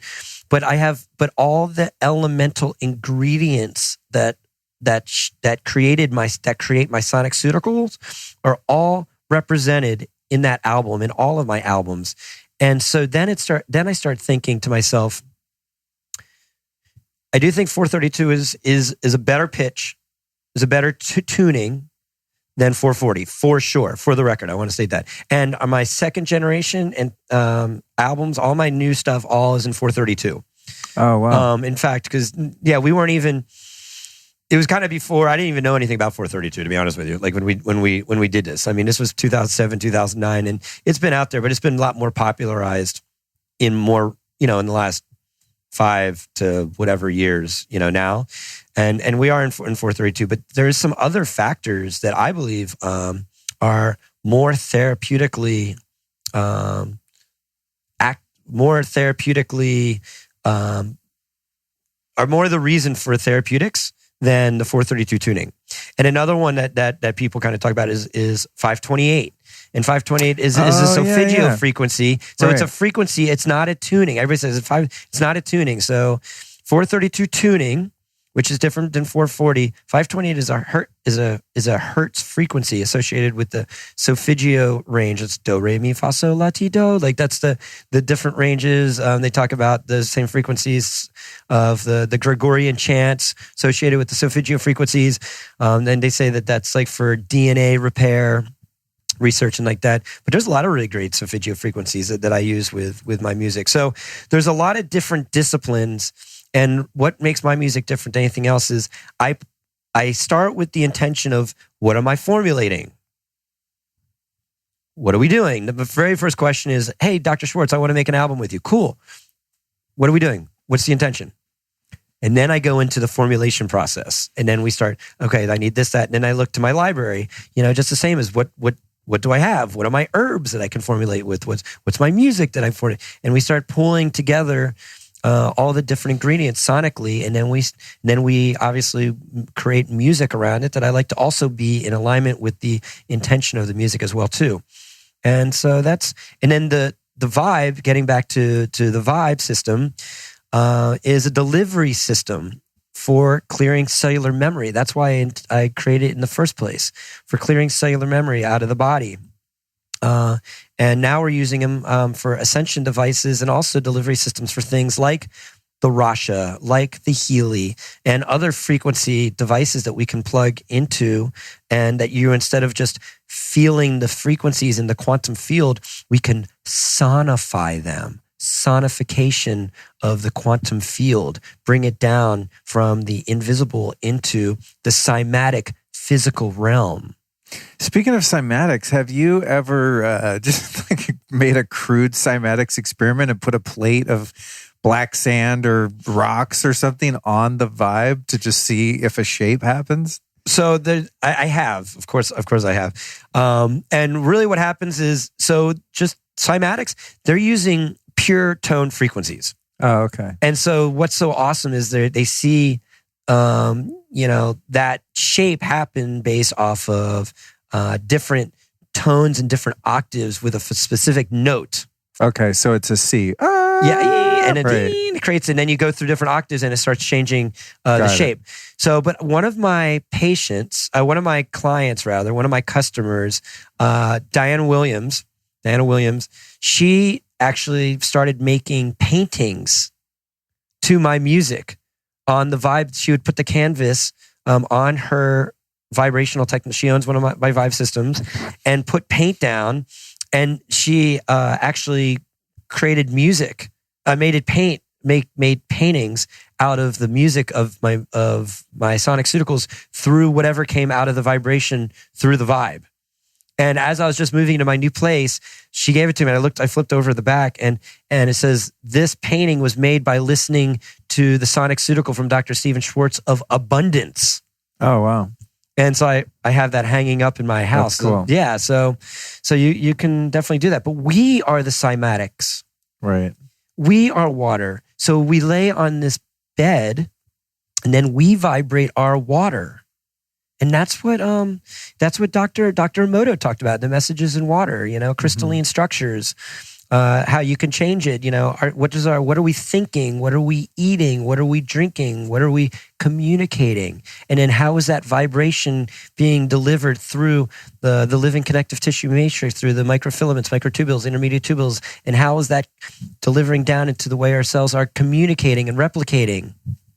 And then all of a sudden, I have cancer. Okay, well, why do you have cancer? Well, what chemistry have you been creating for yourself for the last decade, 2 decades, 3 decades? What have your parents been telling you? What came through in the womb? I mean, what have you been exposed to? What have you been saying? What have you been smoking? What have you been doing? I don't know. I'm super healthy and now I have cancer. Oh, really? How healthy are you? Oh, you have COVID? Tell me, and you're super healthy? Let me look at your history.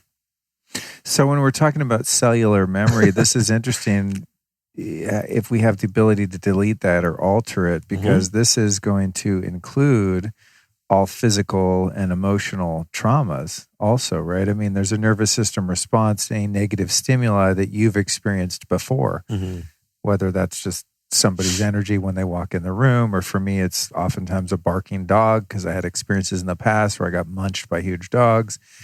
And so that response is reprogrammable, then, is the good news, right? Exactly. And just think about it.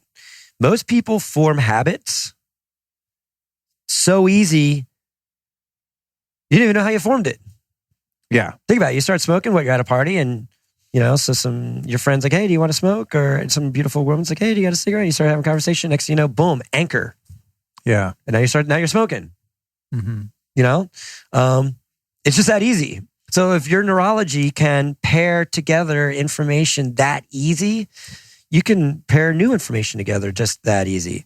But what you have to, and this goes back to chiropractic. They say, like, what's the definition of, chiropractor? You only have to go, you have to just go 3 times a week for the rest of your life. It's always like kind of the joke around chiropractic. That's not necessarily true, but what you are doing when you take a step back from chiropractic is you're reprogramming the nervous system. And if you can remove the triggers from your nervous system, you don't need to go to the chiropractor. I think everybody needs to go to the chiropractor to remove spinal interference as a wellness maintenance program for life. But if you're going for back pain, for the same back pain over and over again for life, no, that's not appropriate. Like, you're missing something. See the difference? And so when we're working with cellular memory, how do you clear, what are the ingredients? And it comes down to something, just look at the anatomy. You have a cell, and what does the cell consist of? It's 70 to 90% water. And according to Samuel Hahnemann, Dr. Samuel Hahnemann, the father of homeopathy, water holds memory.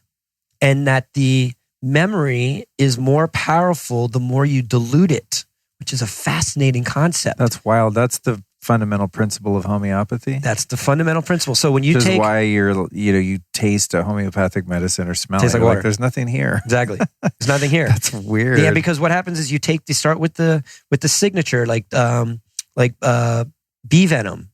So you start off with bee venom, and that's what gives you the allergic reaction. But when you dilute it, when you're left with literally the shadow or the signature of the bee venom, now it becomes a therapeutic signature that you can utilize in your nervous system, and you can reintegrate it. Wow.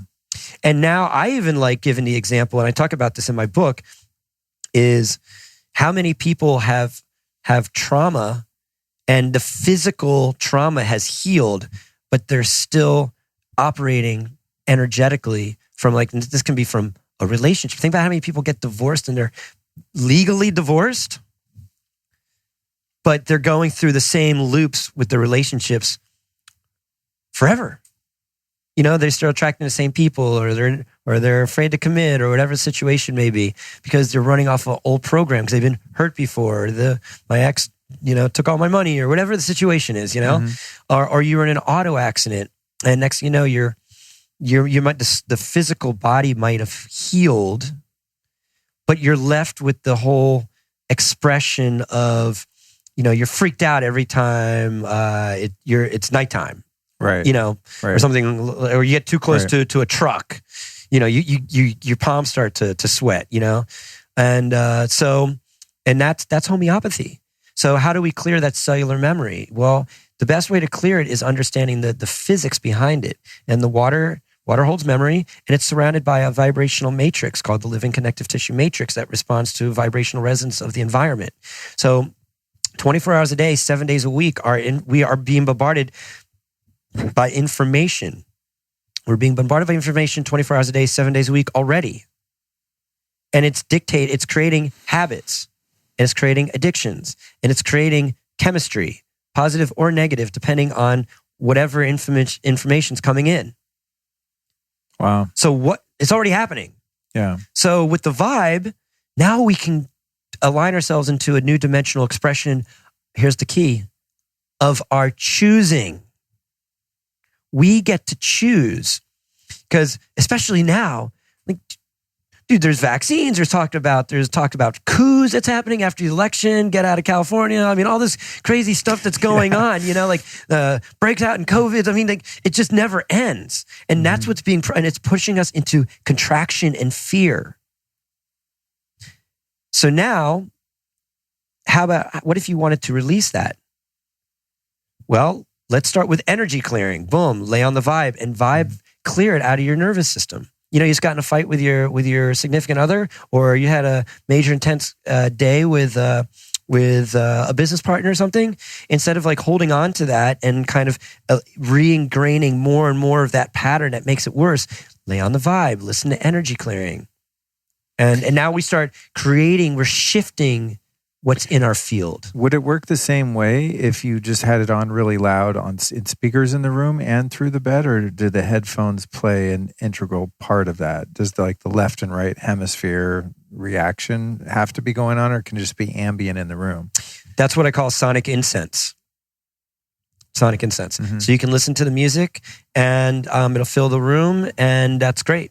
Oh, okay. But then if you want to vibe it, the vibes are then being broadcasted. What I'm saying is, you have two speakers basically. Yeah.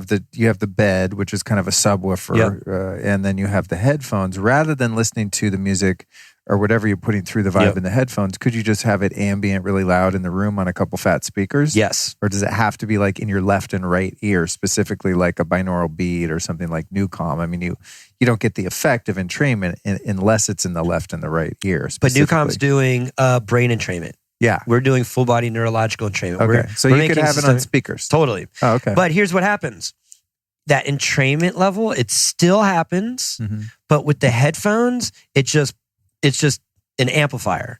So you can use the music without anything, and you're still going to get an effect. Okay. Then if you drop it in on the V.I.B.E, even better. Drop it with V.I.B.E and headphones, even better. Got it. It's just different levels. So I think what's really cool about this, and like I did an experiment when I first came to your house, and I actually put my NuCalm tracks through it, which was really dope, because then I had kind of the low end going through my body, and then the higher end stuff going through the headphones, even though it's not designed for that. And it was super cool. And then you mentioned the Healy, and I mean, I think it's the music that you made is awesome too, but I think it's rad that you have the flexibility to actually just experiment with different sounds and whatever kind of sounds you want to run through your cells. you could do that. I mean, you could essentially put on some Anya. secular music or whatever, like play some gospel or tribal or shamanic music, yoga, kundalini mantra, whatever. We do that all the time. That's so Yeah, rad. it's just another, you know what? It's like a body speaker, basically. It's a body speaker. Yeah. You know what I love? I've had the fortune to connect with a lot of musicians and put them on the vibe, and it's a total blessing, but they're fascinated by me. I'm fascinated by them because I love their music. And I say to them, would you like to listen to your music through the vibe? And they're like, what? Right. And they're like, really? And it's really funny, some of them say no. They're like, no, I love what's happening here. But most of them say it's like, I really love, have you heard of Future Primitive? Mm-mm. He's an electronic producer. Oh, okay. I had the very good fortune. I had the very good fortune of being able to perform, do a workshop at Allison Gray's Cosm back in 2015, and he was the headlining musician, and we became really good friends after that. We spent the whole rest of the weekend together, and then I was like, "Do you want to listen to your music?" And I have this great picture of Future Primitive just like totally vibing out to his music that feels so good through the vibe. So these are delivery systems. Mm-hmm. And I would like to say before we kind of wrap this up was the biofeedback system, the ASA balance. We were using a laser and galvanic skin response as output. And we ended up running into some issues with FDA and stuff like that because of the laser and stuff like that. And at that moment, I said to myself, well, why are we using laser anyhow? Like, it's good. It's a good delivery system. I like what we're doing with it. But what if we used some kind of vibrational sound technology? And that was back in 2010-ish, 2011. Actually, that's probably like 2012-ish or so. And that really began me on this journey. And now the people that now own that company are friends of mine. And we're talking about potentially integrating the vibe into this biofeedback system. So I'm real excited about this and the possibilities. Like, I want to collaborate with other quantum technologies, other frequency technologies, other music technologies that are looking for a full body systemic integration. And that's what our app is going to be all about. The brand new Vibrofile app that's by the time this airs, I'm sure it'll be out, but it's in beta and we're about to be releasing it at the end of the month. It's a full platform, community platform and music platform for my music and for other Vibrofile producers that are going to want to put music on for this technology. That's rad. For immersive healing experiences. Speaking of immersive experiences, and I think this a lot when I'm experiencing something I enjoy. I think, man, this would be even better with some plant medicine. But when I was on the bed today, I not only had a short version because I gave our boy here the bulk of the time available before you arrived, just because I wanted to geek out on his reaction. But I got on it earlier today, and I just thought, man, I wonder if I could. I think you showed me actually how to put some of the tracks you made on like repeat, make a playlist so it would go for 6 hours. And I thought, man, I would like to eat a grip of mushrooms and just lay on this bed and just do my journeying in my own private ceremony with an eye mask on the bed. And just, I don't like to move a lot when I do a journey like that, unless I'm out in nature or something. Have you had reports of a lot of people taking it to the next level with their various medicines of choice and using the bed in that kind of circumstance? We've had... Or is that just overkill? No. So just... I think I like overkill. Yeah. Generally, and we're here in California. It's like kind of trendy for microdosing. Yeah. I'm more of a macrodoser personally, but I've been really blessed in this journey to pretty much every medicine we've experienced through the vibe. And I get invited to a lot of ceremonies that have been epic, and they've invited me to bring the vibe, and so people can experience their medicine through this vibrational technology. In fact, we just did a 5-MeO ceremony. Oh my God. Just on the Vibe. It was amazing. I wouldn't even think of that. Oh my God. Oh my God. Dude, and we've done many 5-MeO ceremonies. Oh my God. In fact, we actually have crazy. We have a lot of people do ketamine experiences through the Vibe. Yeah. In fact, we really want to get these into a lot of ketamine clinics because really, good idea. Yeah. So if you have any connections with ketamine clinics, this is the delivery system for that. I know a couple of practitioners actually. There's a place, I think they're based in Canada, called Field Trip, that are doing some really great clinical use of that medicine. And then Dr. David Rabin, who's been on the show a couple of times, he does CAP therapy.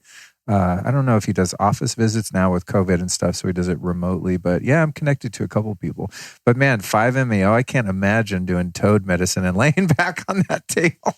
It's so hardcore. It was so good on its own. But you got me thinking now. I was thinking, like something more that is a bit less jarring to your your existence. But that's cool to know. And, you know what? All of it. And because at the end of the day, sound, light, frequency, and vibration are activating the same pathways as all the plant medicines. It's just in a higher range. So they're literally, so you can have a DMT experience, you can have a psychedelic experience, you can have, like, all of these are all reported without it. And I think what's beautiful about this is a lot of people don't want to take plant medicines, but they still want to have the experience. Yeah. So now this creates like a natural, safe alternative for those people. And then for the people that are wanting to have an experience and then go to the next level, they can do that as well too. That's rad. And it's all there. And I want people to be able to utilize this however they want. Thank you for adding that caveat, because I always want to be a responsible podcast host. And I definitely don't think all people are meant to have those experiences. But,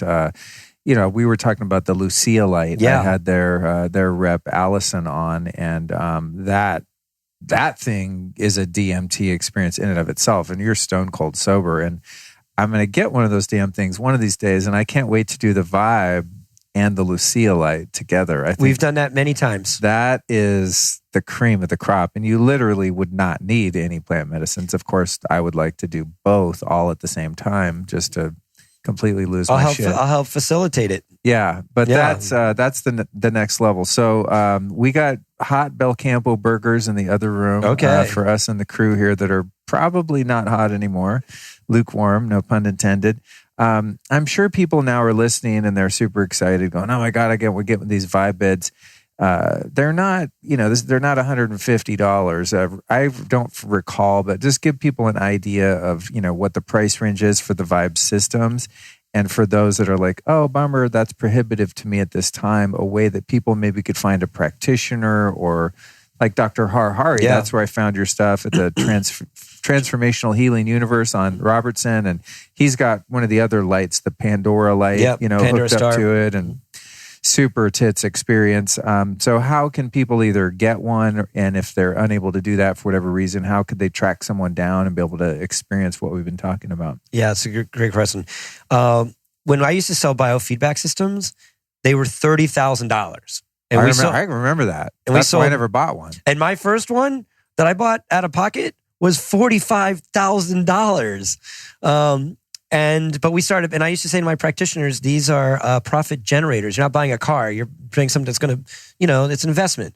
That being said, I always said when I was selling these $30,000 machines, I was like, I would like to have a product that's a lot more like in the range because this is for the self-care revolution. Right. And this is really like a lot of biohackers are purchasing V.I.B.E from me as well too. So when we're looking at the realm of like, what are people purchasing for spas and wellness centers, or even for their homes to put in here, like what's like a treadmill? What's a massage chair? What are these going for?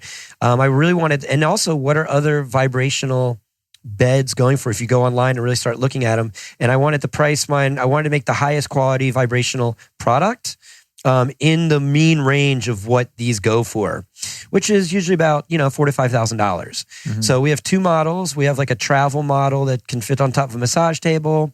And those are $4,000.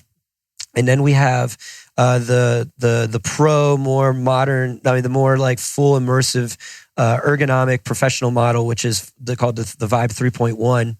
And that's $5,000. And we have these brand new travel bags. So we're mobile and global that just came out. We're actually it's probably going to be over by the time this broadcast, but we're running a special where if you buy a 3.1 this month, you'll get a free bag. So if anybody watches this and says they saw this through the podcast, we'll honor that discount for them. Yeah, the bag's dope too because the bed, I didn't realize they were bendy. Yeah, but the bed folds up and fits in the bag. So and then it's got wheels got the case. And a handle. Yep. Yeah, I mean, I don't anticipate I'm going to be moving mine around a lot. But if I did want to go, someone's having a journey or ceremony or something, and I want to bring it, it's actually pretty freaking easy. Yeah, considering how substantial it is. Exactly. So we have that. We also have light systems that range anywhere from $1,500 up to like $5,000. So and then we bundle those together. So if you go on our website, people can find these different bundle prices. We have these structured watering devices. So we really, it's hydrate, vibrate, gyrate. We feel the whole system needs to be incorporated. People can jump in at any level that they want. We have a really robust affiliate program. We actually have this like 90-day same as cash financing. We really want to make options for people to receive, to be able to get these vibes. Because we know that every vibe that exists on this planet that is raises the vibration of the planet. These are harmonic nodes to raise the vibration of the planet. And we know that right now, this is more important than anything else. So it's my personal journeys to get these all over the world. We're in 6 different countries outside the United States. Wow. And we have some opportunities in Australia, and we have some stuff going on in Thailand. And so these are some new places that are about to open up. Mexico as well. And especially now with the Healy integration, we're getting a lot more interest everywhere. Yeah, dude, I get emails like every week from people. Hey, Luke, have you heard of the Healy? I think they want me to sign up. Yeah, for that, of course. Them or whatever. I'm like, yeah. I think maybe Hari told me about it first, and then we did a demo at your house through the V.I.B E, which was really cool. It's happening. So so those are some of the easy things, and then really in order to connect, we have a V.I.B E tribe. We can, if you're looking for a practitioner, we want to you can contact us through our website, through our app. It's going to be all of our owners are going to be on the app. You can message them. There's going to be a free version for people that just want to be connected through the community and have have access to some of the free tracks. And then there's going to be a paid subscription for levels 2 and 3. But it's all nominal. It's not going to be, we really want to get this out to the world, and we really want to bring, this is the vibroacoustic evolution revolution. This is part of the self-care revolution for raising the vibration of the planet and harmonizing humanity. And I'm not here to just be selling product. I'm here to create delivery systems for people to evolve and to express themselves in their highest expression. And people, I say, hey, what are you going for with these V.I.B E systems? And I say, these are the next TVs. And they're like, what do you mean? Like, why would I turn on a box that's broadcasting information of other people's stories, programming other things into my mind that's beyond my control, and in training me into things that I'm not really interested in being trained in? Instead, go lay on a V.I.B E and choose a program for yourself that is going to activate and elevate the highest expression of yourself. Oh my God, you just give me a great idea. Okay. I could play some of the long Joe Dispenza meditations that have the music kind of bed under them too. That would be super cool because I listen to those a lot. And some of them have like really great, like your didgeridoo music and that really entraining hypnotic stuff. So, well, that's what we're looking for badass. Our app. We want to be bringing in people. Dr. Joe's a friend of mine. I haven't connected with him in a long time. It would be the highest expression of his work. I've always said that I'm doing the applied science of his work. So to take his guided meditations, his trainings, his teachings, and to sonic pseudicalize them for the V.I.B E, where then you can lay down and get a full body download of all of his teachings. And so you're not learning it through your mind. You're literally downloading it into your connective tissue. Wow. that's what we're looking to do in this next phase with the Vibrafile app. Dope. And we're looking for, partners like that want to align. So if you want to help us with that, that'd be great. Well, next time I get him on the show, I'm going to mention it. If he gets in the studio, I'll put him on the vibe. Be like, dude, we got to get these in your events. Can you imagine at the Joe I mean, you'd have to have like 3,000 of them or That's something. Okay. But yeah, we can do that. Oh, you know, it'd be sick when they do the coherence healings and you have a group of healers. Maybe there's like 8 healers standing around. It's this whole thing they do in his events. And then you have the healee, the person in the middle that has some pathology or issue. Each healee could be on a vibe system while they're getting the treatment from the people. And we can have them all interconnected together and plugged into the house sound system. Right. And then so everybody, so then you could entrain. Yeah, everybody's getting entrained. Everyone. And then in the crowd, through sonic incense, it's all emanating through the people and it's all being transmuted.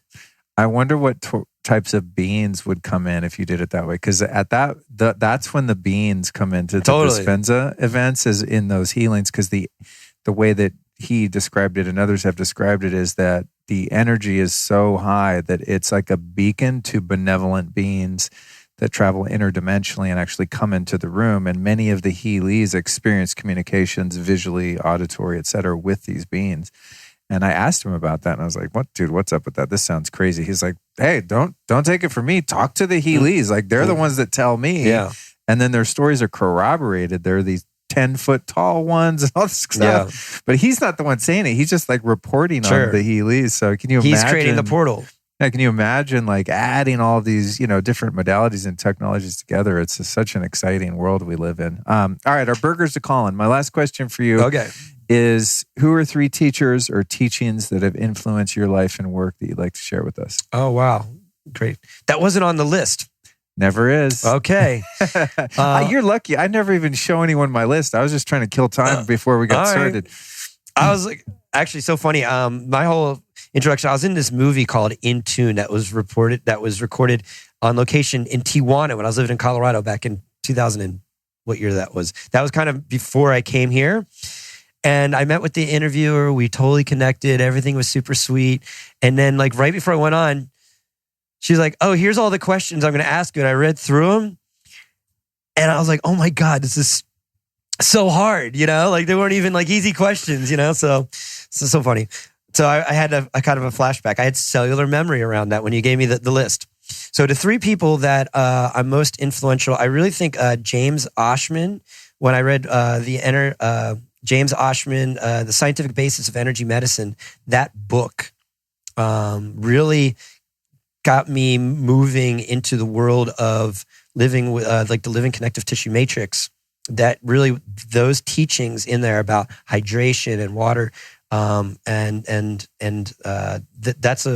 was a major influential book for me. The first book I ever read on quantum healing that changed my life is called The Dance of the Woolly Masters. Wow. I don't even know.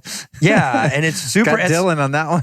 Yeah. I don't even know who wrote the book. It's kind of famous, but it basically walks you through a whole history of quantum physics. Oh, wow. And all the experiments. It's not even like this esoteric. It's kind of this scientific esoteric book. It's really interesting. I read that like in 2000. Forever ago. Bruce Lipton's Biology of Belief. In 2004, I had the pleasure of being at a live event with him where he did a 4-day, basically lecture of his entire book and really activated. I remember going up to him. I was having this major emotional release and going up to him and just like I didn't want to be crying in front of him, but basically I was crying in front of him, and I told him, I said, "You just explained what was in my mind scientifically for over the last 4 days, and thank you." And he said, "What's your discipline?" I said, "I was a chiropractor," and I didn't know that he left Stanford and went to the chiropractic school up in the Bay and wrote. Like that's where he developed his principles. I didn't know that till after the fact, and he put his arm around me and said, "That's the right discipline." And I thought that was really that's very that was a big. So since then, I've met him a few times, and then finally. We're talking about Joe Dispenza. When I used to live in Denver, Colorado, I was friends with his early publicist, and I had the opportunity to meet him and have dinner with him a few times. And this was early on in my career, and I said, Joe, I saw you in What the Bleep Do We Know? Yeah. And I said, I want to do what you do. And he said, then you have to become an expert and in your industry, and then just do it. And I remember saying to myself, because I was already doing my work, and I said, you know what, that's fine. I'm already kind of an expert. And I've been on this journey, and him and I have crossed paths. In fact, we're in my second book together called Wake Up Happy Brain. And he's I'm one of the co-authors with him and Bruce Lipton and a bunch of other amazing visionary authors in that book. So we've been crossing paths over the years. I'd love to reconnect with him personally. But I've always said to myself, these are the applied sciences for what Bruce Lipton and Joe Dispenza talk about at their workshops. These need to be there. So I feel like that's what's coming in the new earth as we begin to expand these retreats and workshops. And I could go on. But yeah, those are probably the top. I think I gave you 4. Yeah, you cheated by 1, but I'll, at least 2 of them were former podcast guests and 2 of my all-time favorite people and interviews, both Bruce and Joe, 2 amazing human beings, just super, super epic. Where can people find you? Website, social media, etc. I'm on Facebook, Instagram, Dr. Steven Schwartz or Dr. V.I.B.E. You can put in Dr. V.I.B.E. On Instagram. We're really active on that platform. Bioharmonic Technologies on Instagram. Facebook, also Steven Schwartz is my personal. Feel free to connect with me there. Also, Bioharmonic Technologies on Facebook. We have a really amazing YouTube channel, Bioharmonic Technologies. You can find us through that website. We'd love to have you subscribe. And by the time that this comes out, I'm sure our app will be out. The Vibrofile app on iOS and on Android. We'd love to have you join our community to be part of that. And then our website, bioharmonictechnologies.com. We have a landing page that'll take you right to our shop.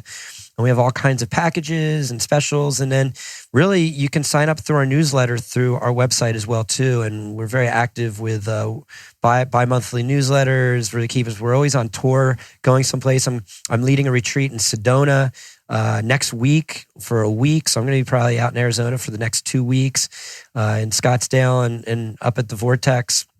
Also, I'm part of another group called harmonizinghumanity.org. And my dear friend and compadre visionary, Tsunami Diamond, that's his main site. And it's a live platform for global consciousness to raise the vibration of the planet. And I'm an ascension. So I'm their ascended doctor.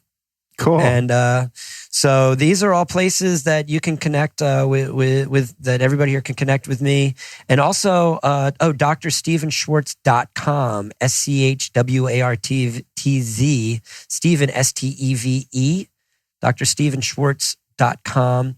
And that's where you can find about my book, Primal Resonance, Discover the Secrets to Health, Vitality, and Optimal Human Performance. One last thing that I would like to plug is, on top of this whole thing, we're also launching a vibrational music production school out of Pure Mind Music Production School in San Francisco. And level 1 is just coming out now. We're putting the final touches on it. So within the next 2 weeks, it's going to probably be live. So puremind.com, puremind, PRYMIND, like pyramidmind.com. Also, we're going to be promoting that through Bioharmonic Technologies. If you want to make music for our app or for the V.I.B.E or just for your own personal enjoyment, the prerequisite level 1 class is going to be coming out, and then we're going to be immediately starting to work on levels 2, 3, and 4 for really coming out with making music. We want to be able to add you to our platform. Cool. That's a great idea. Yeah. So whether you're a practitioner or a music producer and you want to learn about the healing aspect, or you want to learn about the music production aspect, we're going to be incorporating all of it. Radical. Dude, good stuff. All right, let's go eat. This was amazing, as I knew it would be. Thanks for coming on, and thanks for vibing with me. Thank you. And thank you for vibing with me. It's number one most important. It's my first rule of engagement. And thank all of you. Thank you, Instagram. Thank you, YouTube. Thank you everywhere. And yeah, man, Let's all harmonize humanity. Sounds like a plan. Thank you. Yep. Thank you, brother. Thank you. Thank you. Thank you. Thank you. Thank you. What a geek fest that was, my friends, huh? I had no idea, having first met Stephen, that he had such a vast history in all of these different technologies. It was one of the most fun conversations I've ever had, because it's rare that I meet someone that knows way more than I do about all these things and has even more so clinical experience with them. So it's really fun for me to be able to kind of be reminded of so many of the different things that I've experimented with over the years, and how these technologies, of course, have evolved and become more popular, which is really exciting. So if you're someone that owns a biohacking center or healing or meditation type of business where you have these technologies, I want to remind you that the V.I.B.E system could be a very powerful addition to your arsenal of tools. I personally like to stack it with new calm and various things like we discussed in this conversation. I think it's a really good foundational piece if you're someone who is interested in these type of technologies. So again, don't forget, you've got a limited time discount from our guest, Dr. V.I.B.E. If you go to bioharmonicstechnologies.com, now that's a long one, bioharmonicstechnologies.com, and use the code LukeVibes2020, he's going to give you $220 off one of the V.I.B.E systems. You can also, of course, find those links and all of that stuff, like always, in the show notes. The show notes usually appear in your podcast app. You can also find them at lukestory.com. And you can find the V.I.B.E system at lukestory.com also. But don't forget to use that discount if you're going to pick one up. All right, so that's this episode. Now on to the next one. We just keep churning them out. You know, when I look at the calendar of Tuesdays and sometimes Fridays when the show comes out, it's just staggering that they just keep going. You know, sometimes I wonder, how long are you going to do this? You know, do you have a podcast 10 years? I'm, I guess, 5 years in now. And I look at some of the people that started 5 years before me, you know, your Joe Rogans and Rich Rolls and Lewis Howes and some of the really big podcasts. And I think, well, they're still doing it for some reason, right? And I think the reason for me is just these conversations are so fun. So next Tuesday is no exception to that. I'm recording this intro here in Sedona, Arizona, where next week's episode with a wonderful woman named Anahata Ananda was recorded. So Tuesday's episode is called Shamangelic Healing and Breathwork Awakening. And wow, that is a really deep conversation as well. A bit different than the one you just listened to, but one that is definitely more spiritually oriented. So really excited to bring that to you. And I want to thank you so much for joining me here on the journey in 2020. What a bizarre year it's been. I mean, really, just when you think things couldn't get any weirder, it just rolls on and on. And, you know, I'm constantly reminded by my awake friends and lovely fiance that the best way to contextualize this year is that humanity is having an awakening. You know, a lot of people that have been formerly asleep have been forced to wake up and address the collective shadow aspect of humanity and the folks that seek to exploit and control those of us that seek to be free.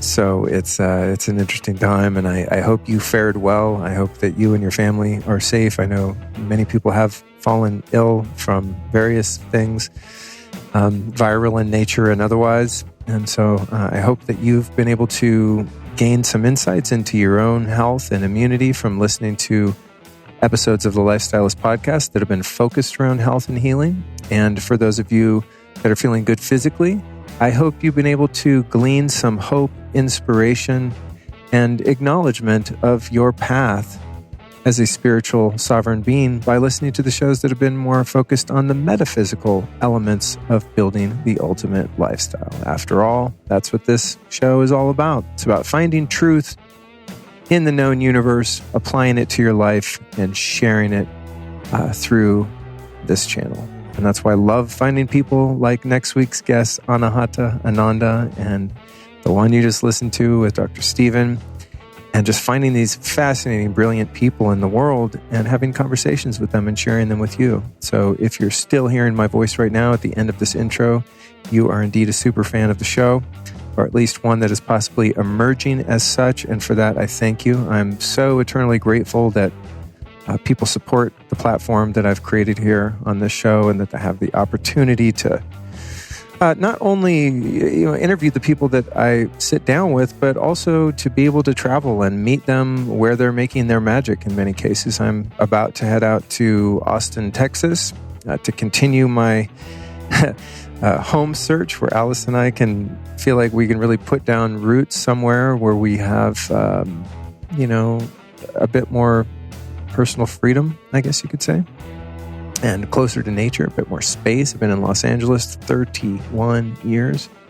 I know everyone, when I talk about this on Instagram and whatnot, by the way, follow me on Instagram at Luke Story. Thank you. It's pretty fun over there. I do a lot of live streams of all the interviews and things like that you might enjoy. If you liked listening to this, you could have watched it in real time and in all of its unedited glory. But people always leave comments on Instagram when I talk about leaving LA and, go to Idaho, go to Georgia, go here, go there. And it's like, I really appreciate the input, and many of the places that are offered are wonderful. And many of them I've also visited and spent some time there. But it's interesting being a U.S. citizen, as I and the fiance both are, and not wanting to move to a foreign country, at least at this point, for numerous reasons, legality, passports, etc., not being the least of those reasons. But, weather is a real consideration. And I think one of the things that's kept me in California for so long is just that it has such perfect weather most of the time, especially Southern California. Northern California, where I'm originally from, maybe in the winter, not so much, unless your idea of perfect is fog so thick. Wow, it's a tongue twister. Fog so thick that you can barely drive your car at night. But it's a favorable climate. I'm not someone that really enjoys snow and cold, nor is me lady. So that has limited our search to places like Arizona, Texas, Florida, maybe Hawaii. Love Hawaii. It's kind of an island and all that. So I don't know how I'd get all my shit there, to be honest with you. At 50 years old, I've collected a lot of toys. So here we are in Sedona, next stop, Austin, Texas, and I'm really excited to go there and record a slew of Texas podcasts. I've recorded many shows in Austin before. If you're a longtime listener, I'm sure you've heard some of them. And I think that's one of the things that I would add to my gratitude list is, as I said, not only having these conversations, but really being able to travel to where people live and do their thing and have the experience of their work, whether I'm going to their business or as with next week's episode with Anahata, recorded her out here in Sedona and then got to do a breathwork session with her, which was incredible. And I don't know if that would have happened if she would have flown to LA to come on the podcast, etc. So just another reason to be grateful for what I do. And more than anything, I think this year, as all the prior years of hosting this show, I've just built so many incredible relationships and gained so many new friends and peers that are inspiring in so many ways, and just learning so much. I constantly learn. I'm just a glutton for information. I love to discover more truth in the universe and apply it to my life, and find that if I discover a truth, a principle, a modality, a technology, a teaching, a teacher, etc., and I find it to be valid and it passes the sniff test for me and my life, I'm so happy to share it with you, as was the case with the Bioharmonics sound therapy system that Stephen talked about. I kind of miss it. Mine's back in LA at the moment. I only have one real tool of the technology space with me, and that is my higher dose infrared PEMF mat, which is freaking incredible. For those of you that know what a biomat is, it's kind of like that, but it has the added benefit of PEMF. It has magnets in it that produce various grounding fields, like the Schumann resonance, for example. So it's incredibly healing, awesome tech that I brought with me. But man, sometimes I miss those things when I travel. I have so many crutches, I guess you could say, back home. And I mean that in the most positive sense. We all need support in one way or another.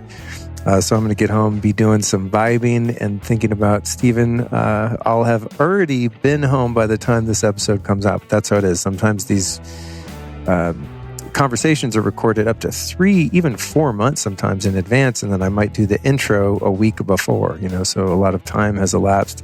Sometimes it all happens, 10 days before you hear it. It just depends. I have a secret sauce in the way that I sequence the shows and how they're released so that I can keep things hopefully interesting for you, the listener. So with that, guys, I had hoped to do a full kind of 2020 recap Christmas episode, and I sat down today to create a manuscript for it, and I just thought, honestly, I just don't have it in me. I just don't. It's been a long month and a half trip out here. I've been under the weather for a few days. I thought that I might have had some sort of virus or something, who knows, but I was tested in a very specific way, so it wasn't the one that is going around, but I did come down with some kind of bug.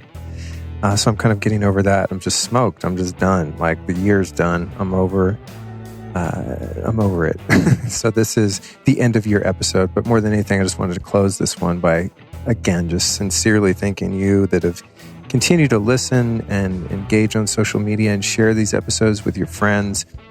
It's just, it's a dream come true to be able to do this and to be able to not only do the podcast, but parlay this into so many other interesting projects. I've got a blue blocking eyewear line coming out at the beginning of the year, and I'm working on some other projects such as a book and different collaborations and things like that, which have all happened as a result of just sitting down, having conversations with interesting people, sharing them with you, having you share those conversations with others.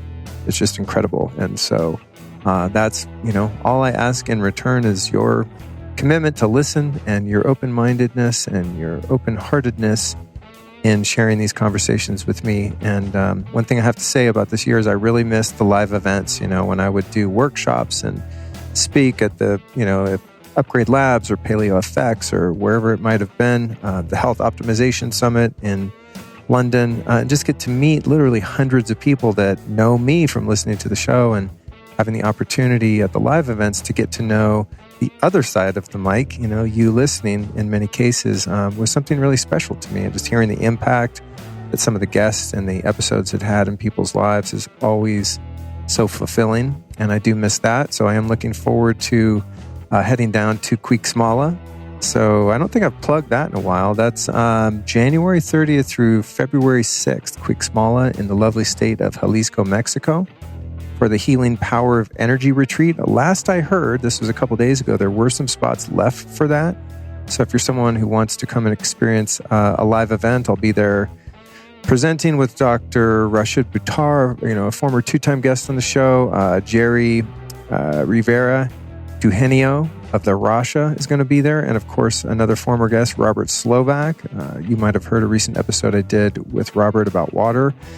Those geniuses are going to be there. My lovely fiance Allison's going to be there leading a couple journeys, and not with medicines. Don't get nervous if that's what you thought. Just, shamanic journeys, etc.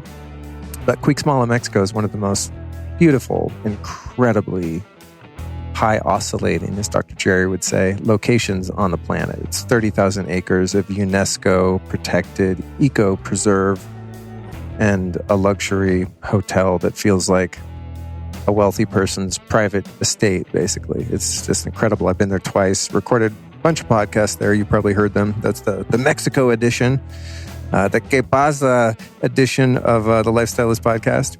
I got to learn how to say the Lifestylist, El Vivo Stilista podcast. Maybe that's it. I got to ask someone whose Spanish is not as sloppy as mine. But anyway, that will be a live event here in 2021, unless the airlines do some craziness and want to require me to get a needle rape into my body in the form of some, I don't want to use the V word, inoculation. Is that the word I'm looking for? If that's required for flying anywhere, I ain't going. But hopefully it won't be by then. And I can see many of you lovely people down there at Quicksmala. I mean, if you're going to go hang out somewhere and have a lifestylist, listener and host reunion hang, Quicksmala is the place to do it. If you want to get a ticket and come down to the Healing Power of Energy Retreat, super easy. Just go to lukestory.com/events. And by the way, anytime, if you're ever curious about where I am in the world and what I'm doing in terms of public appearances and speaking and what have you, you can always find that at lukestory.com/events. It's in the navigation on my main website. And of course, there's been a lot less of that since this whole COVID fiasco unfolded. But I'm hopeful that in 2021, somehow things will become more righteous, and I'll be able to get out and do a bit more travel where I can actually meet people in person and not have to go through all of the silly charade that we're experiencing right now. At any rate, I got to thank our sponsors. That's the last thing I'm going to do, and I'm going to get out of here. And then I think, let me check my calendar here. Hold up. Now, dates have never been my strong point. No, this is not the last episode of the year. See, that's what happens when I don't prepare my notes right. I get this whole monologue on the end of the year show, and it's not even the last show of the year. We have next week on the 29th. But it's fine. Now I don't have to do it in next week's show. But in all seriousness, I do need to thank our sponsors. I don't need to, actually. Their promos already ran earlier in the episode, but I feel beholden to them out of my sense of appreciation and gratitude. A longtime sponsor, Blue Blocks, some great blue blocking eyewear from Down Under. You can find them at blueblocks.com, BLUBLOX. And I actually have a pair here in my Airbnb. When I have to turn on the bright blue lights at night to find something, I have them at my hand. That's blueblocks.com. The code there is Lifestylist, and that gets you 15% off. So hook yourself up. Protect your melatonin. Okay, next up we've got Olipop. And you can find them at drinkolipop.com/Luke. If you are down with some soda that is not toxic, not too sugary, not full of fluoridated water and all kinds of poison that's going to rot your brain and turn you into a zombie, you definitely want to check out drinkolipop.com/Luke. You're going to get 20% off plus free shipping on their best-selling variety pack. Now, I love me some soda. I do. I like carbonated drinks. Sometimes I used to, well, I haven't done it in a while, but I used to make a kind of fake soda by taking a Pellegrino, putting a couple drops of stevia in there and a drop of orange essential oil or something, and kind of make myself a fake ass non-sugar soda. And Olipop has made that unnecessary. Haven't done that in a long time. I just crack open that, there's something about that pop and the fizz that just whets the old taste buds. So I'm very appreciative of our two sponsors today, and as I am of you. And with that, my friends, I'm going to end, I think, what is the longest outro of any episode I've ever done out of 322 of them. Thank you so much for joining me. Much love. God bless. And I'll be back next week with Anahata Ananda.